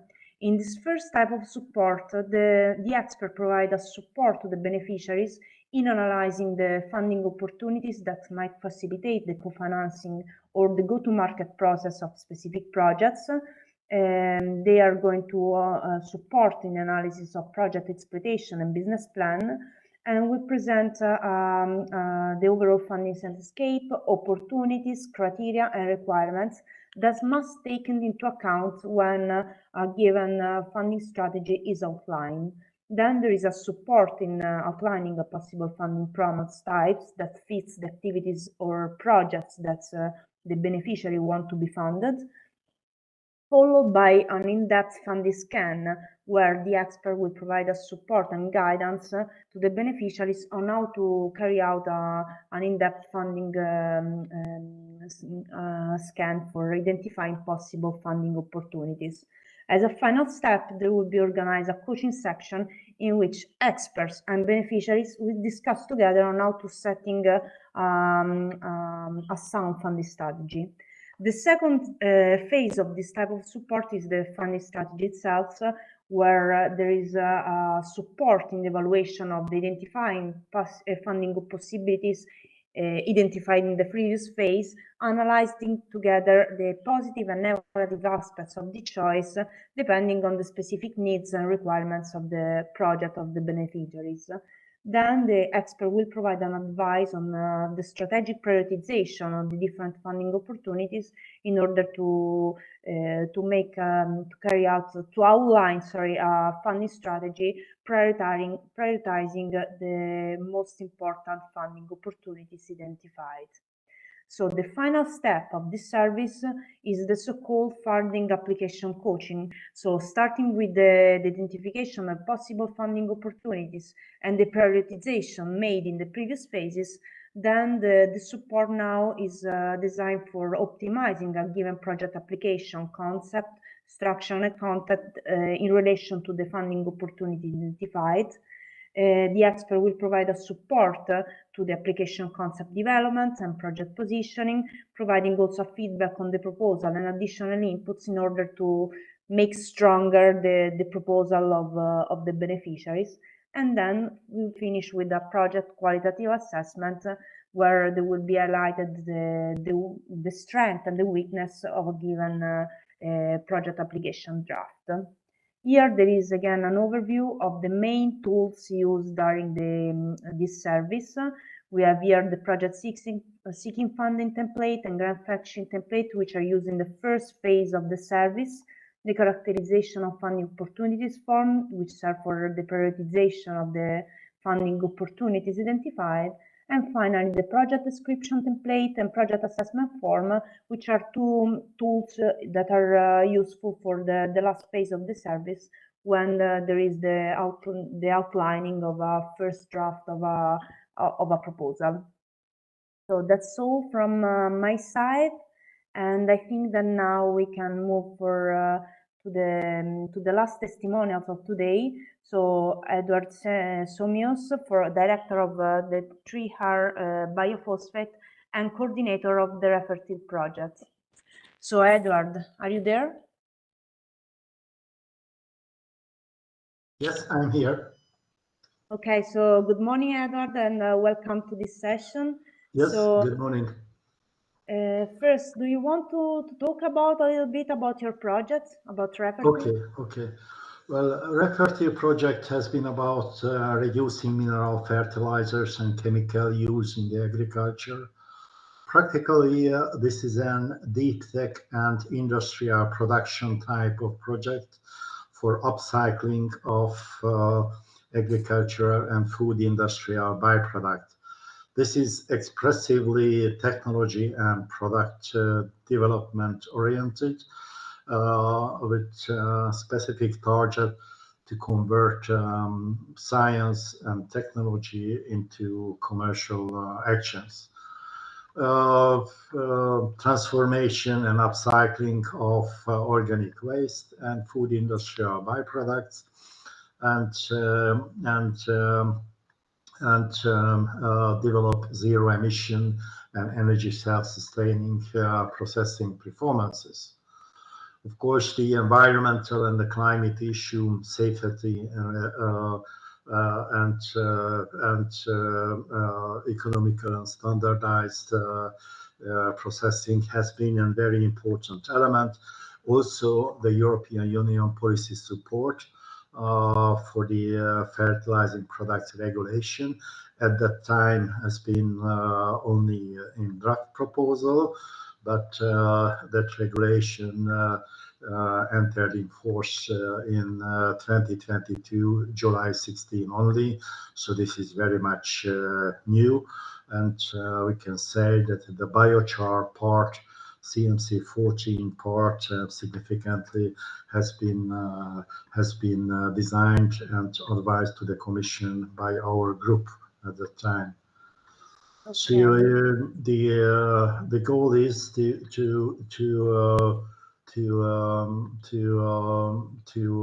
enter on the market, which is a very complex procedure. It's not an easy way to go, because the conversion of science and research results into commercial uptake actions is really challenging and may take far longer time as originally expected.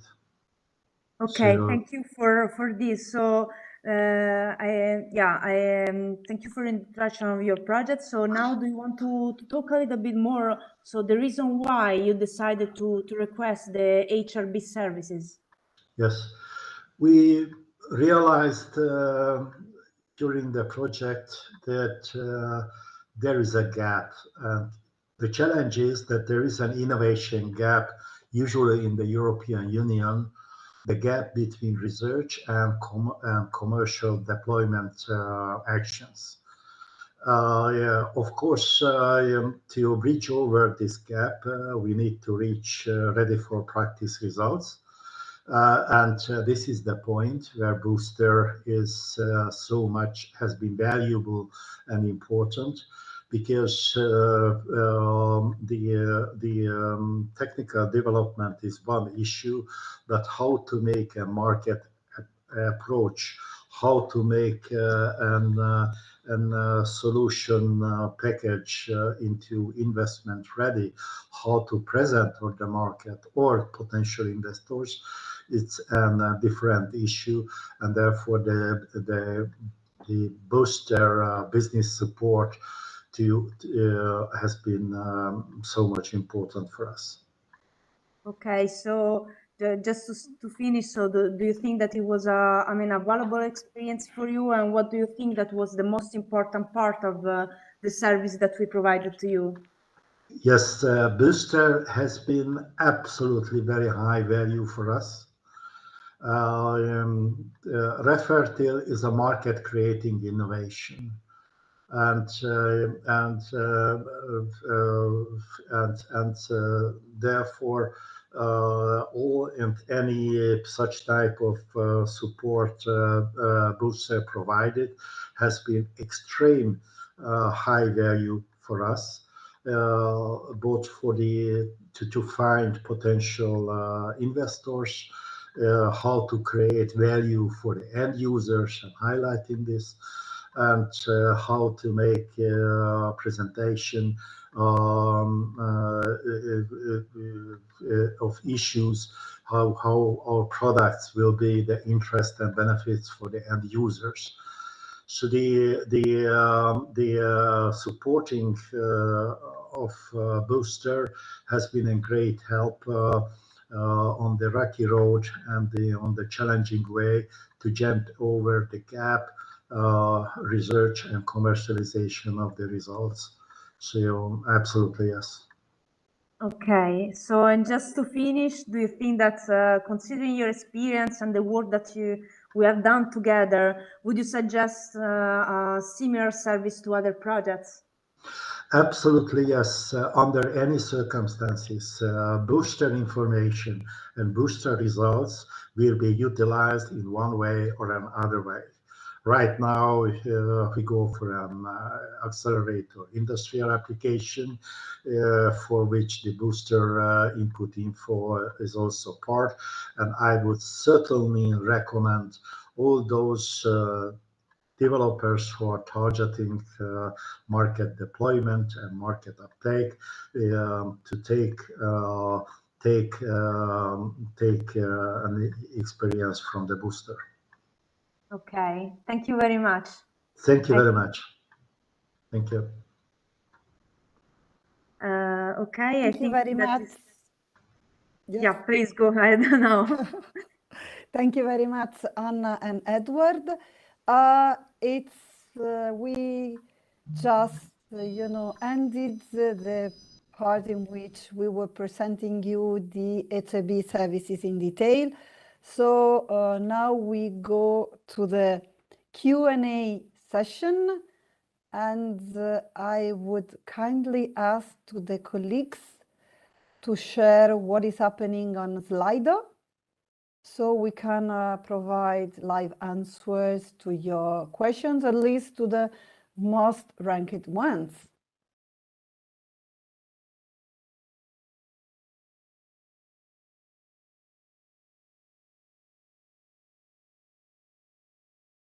Okay, thank you very much. I'm going to read the different questions and try to provide an answer myself, but if it's needed, I will kindly ask to the experts colleagues to intervene if they feel to add something, or of course to contribute.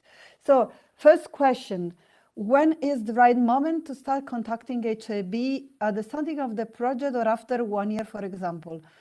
The suggestion is to request HAB services as soon as possible.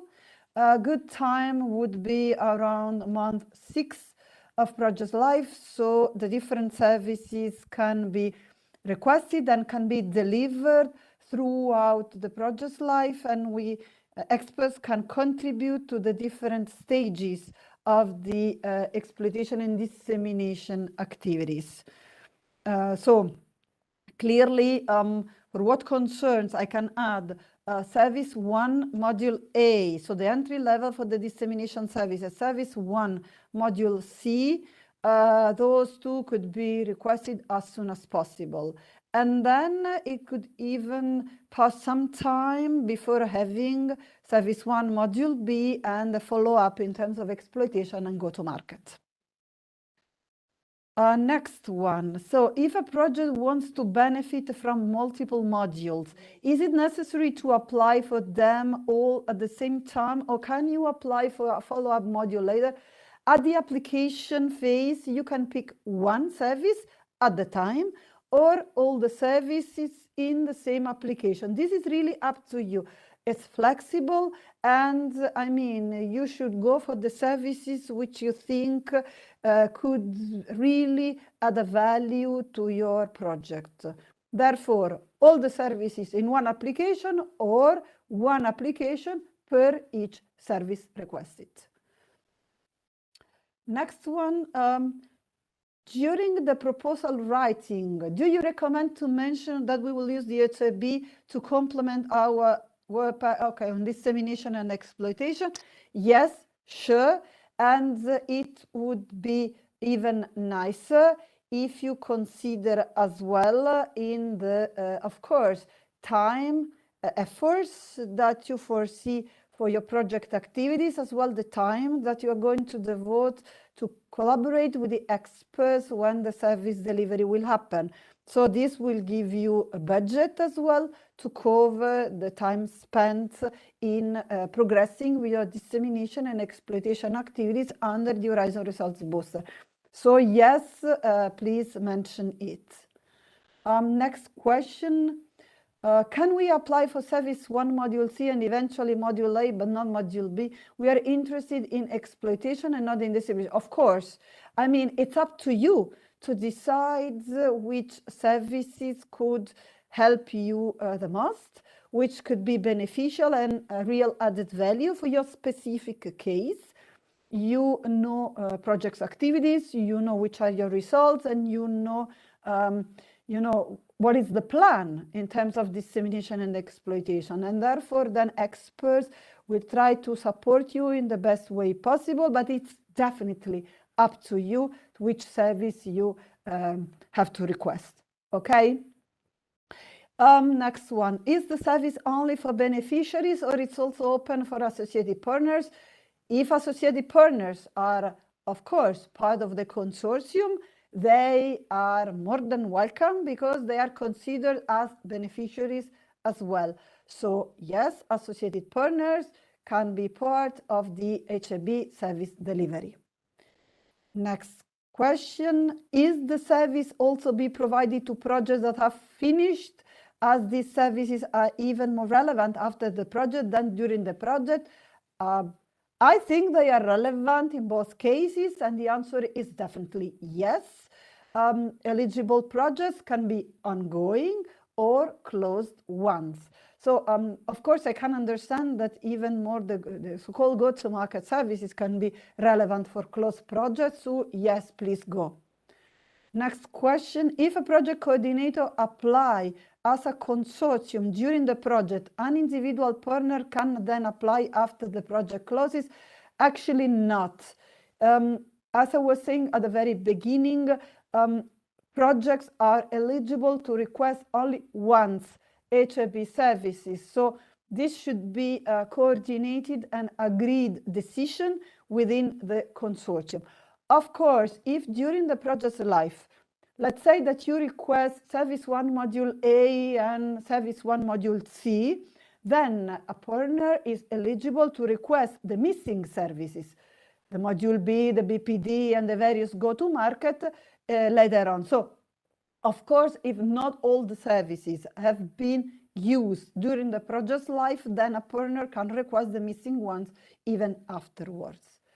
Next question. Can the service be requested by a spin-off of the university, even if it's not included in the grant agreement, as it was created after the project start? Okay, we have to divide here things, there are two different levels. As an applicant, it should be, of course, somebody which is part of the consortium. As a beneficiary, of course, then who is involved during service delivery, it's a decision taken by the applicant. When I say that I presented the application phase, so what happens is that, as I said, when the application is approved, a dedicated workspace in the HRB platform is created, and the only one at the beginning that can access that workspace, which is used for the service delivery, is the applicant themselves. In this case, then the applicant can invite colleagues, partners, other relevant stakeholders that, of course, can take benefit and are relevant in terms of the dissemination and exploitation services which will be delivered. So spin-off of the universities could be part of it, yes. This needs, of course, any case to be agreed with the consortium partners. Next question, in case of distinct exploitable outputs, such as software modules, tools, delivered by distinct partners, is it possible to apply only for a subset of project results the so-called key exploitable results, which has been presented by colleagues during their presentations, will be decided by you?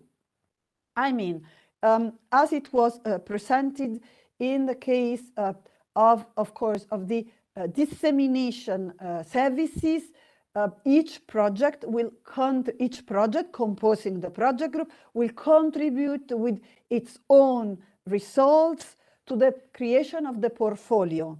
And it's up to you to decide how many results that you're going to have are relevant for that specific purpose, and the purpose is joint dissemination. In case of Service 1 Module C, you will be requested to pick 3 key exploitable results. In case of BPD and go-to-market, 1 key exploitable result. So this means that any case you will need to make a choice among the different results that you have and to pick the ones that you feel could be more relevant for the service delivery. As it was presented, HRB is a learning experience. So this means that you are going to use and exercise tools and methodologies with the picked key exploitable results, and then you can transfer those to all the other results and even to other projects and other proposals that you have in place. Companies as consortium partner tend to be reluctant to share their exploit and marketing approaches. How to overcome this? Lessons learned to be shared. This is a nice question. Companies which are part of consortia, clearly, I mean, they share what they need to share, and this is set in the description of action and moreover in the consortium agreement that you signed at the beginning of the project life. In the consortium agreement, it's clearly stated the background, the foreground, and who is sharing what and contributing to the project's activities. Then it's clear that each partner, company, or research center, or whatever type of organization has to take the decision of what can be shared and what cannot be shared.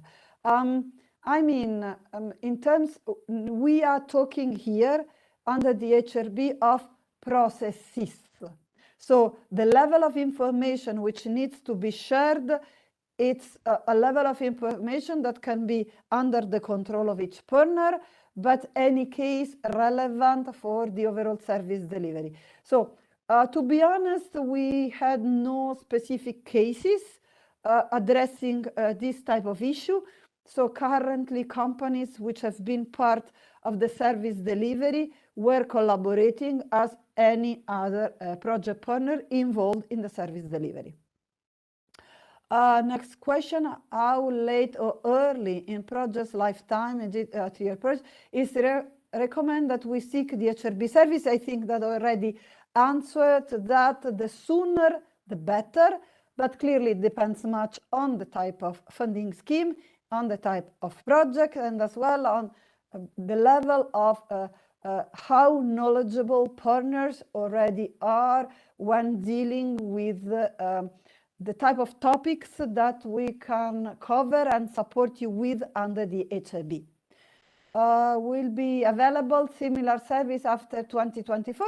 This is a question for the Commission, but you can check on the funding and tender portal, and if further initiative will be available, you will be finding them in the funding and tender portal of the Commission, and they will be then promoted accordingly, of course. Next one, can a project participate in 2 different project groups, not as lead project? Yes, but the project groups could be different, but not addressing the same type of service. Because when you become part of a project group, you are receiving the service delivered as the applicant it is, because then projects within the project group, they have the same level of involvement of the applicant. What is important to be said connected to project groups is that while the applicant should come from the eligible funding which has been presented, the other projects composing the project group could come from any other type of funding. So this means as well programs funded by the Commission, which are not funding scheme under the research framework programs like LIFE, Erasmus+, and other initiatives. But not only that, even projects funded by different organizations, budget like other universities, regional funding, national funding. So you can even think about to create your project group in a way that you have, of course, the eligible applicant and then relevant projects grouped that you already know, even if coming from different funding. Next one, when writing a proposal, which services from HRB can we include in the exploitation part? They should make sense with what you would like to achieve with your project, clearly. For sure, Service 1 Module C and the BPD could be relevant. And then for the go-to-market, it depends much on what are more vertical specific needs.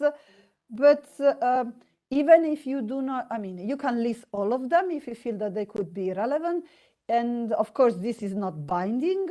And even if you are missing some of them, and then throughout the project's life, you feel that others could be relevant, this is not going to prevent you to request the ones that you haven't listed. The next one, is HRB also available for the EIC Seal of Excellence? This is a good question. To be honest, not being at the Commission, I honestly, personally, I do not have a direct answer for this question. I know that the EIC Seal of Excellence is part of the eligible funding, and I suppose yes, but I know that the EIC Seal of Excellence is a particular type of scheme. Therefore, I would kindly request then to answer to this more specifically in details. As well, the next one is connected to the EIC Seal of Excellence. I would take the opportunity of this question in reality to provide further information on the application phase, because if you feel that you are missing an information when completing your application, you can always drop us an email to the functional mailbox that you find in the last slide of each of the presentations, which are already uploaded in the event page. And it could even be that you do not recall the name of the PO. My suggestion is to go even more for close project. My suggestion is always to go back to the funding and tender portal of the Commission to access the project's workspace there, and you have the name of the PO and all the relevant information that you might miss in a certain time. So cascade funding received within open calls in the NGI framework are eligible. Honestly, I have a problem in answering as well this question, because now I think that NGI is under Horizon Europe. So if this is the case, the answer is yes. But to be honest, this is something which I, just recall on my personal knowledge. So this question will be answered then, if not already, in written directly on Slido. How can this service contribute to the project if there are partners in charge of these issues, dissemination, IPR, exploitation? It is always, I mean, this is the experience, okay? We completed more than 500 surveys so far under the HFB, and this is a type of work that I've been doing for the past 10 years. So usually what is reported is that, first of all, it's good to have an external point of view of a professional which can point out elements which even knowledgeable partners can have difficulties in having accepted and considered by all the partners in the right moment when dealing with dissemination, IPR, and exploitation, because usually partners tend to be, first of all, concentrated in achieving their technological, scientific type of results. So there is, first of all, an external point of view with the other recommendations and suggestions. So this is clearly an added value, a contribution. This is a support type of service. Experts act as facilitators, as it has been explained. So this is not, that experts are going to substitute partners in any situation. This is your project, your activities, you submitted your proposal, this has been awarded by the Commission, you know what needs to be done. This is a support service, so you have to take it as it is.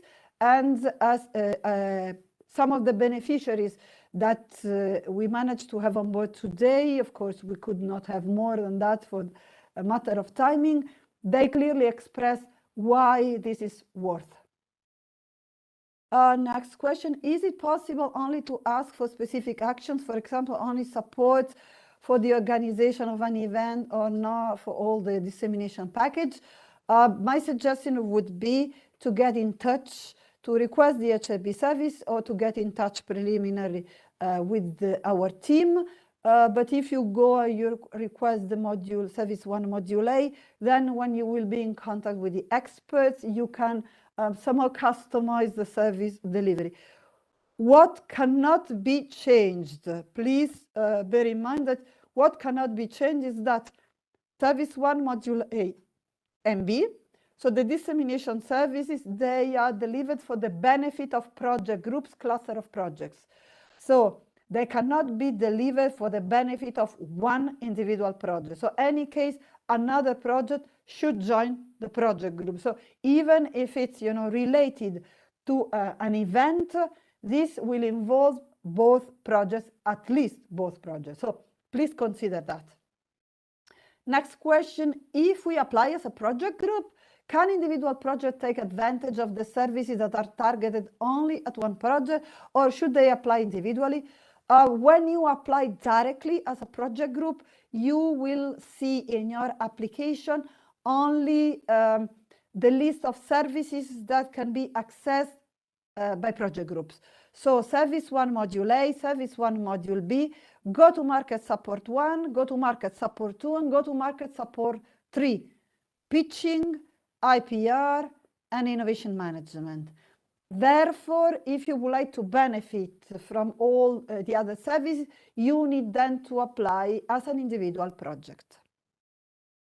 Next one, in the exploitation service, which people are recommended to participate at the activities? Researchers, business people. A suggestion would be welcome. Very good question. I really appreciate that one because, to be honest, there are cases in which experts, when delivering the workshops and the webinars, are a bit struggling because people who are attending them always say, okay, but I'm covering this part of the job that we have to do under this project. Then I need to connect with my colleagues, which are more, on the communication, marketing, and so on and so forth.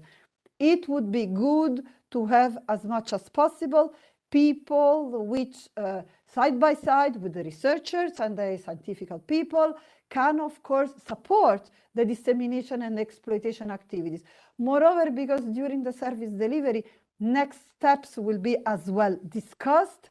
In the case of, for example, the Service 1 Module C, an exploitation roadmap will be drafted in Service 1 Module C, and even more detailed and approach with the business plan development, even more in details with the go-to-market business service, the one in co-design and commercialization plan. So clearly depends much on the service, but yes, it is really recommended as well to involve, you know, the ones that besides the scientists and the researchers can contribute then to achieving the impact.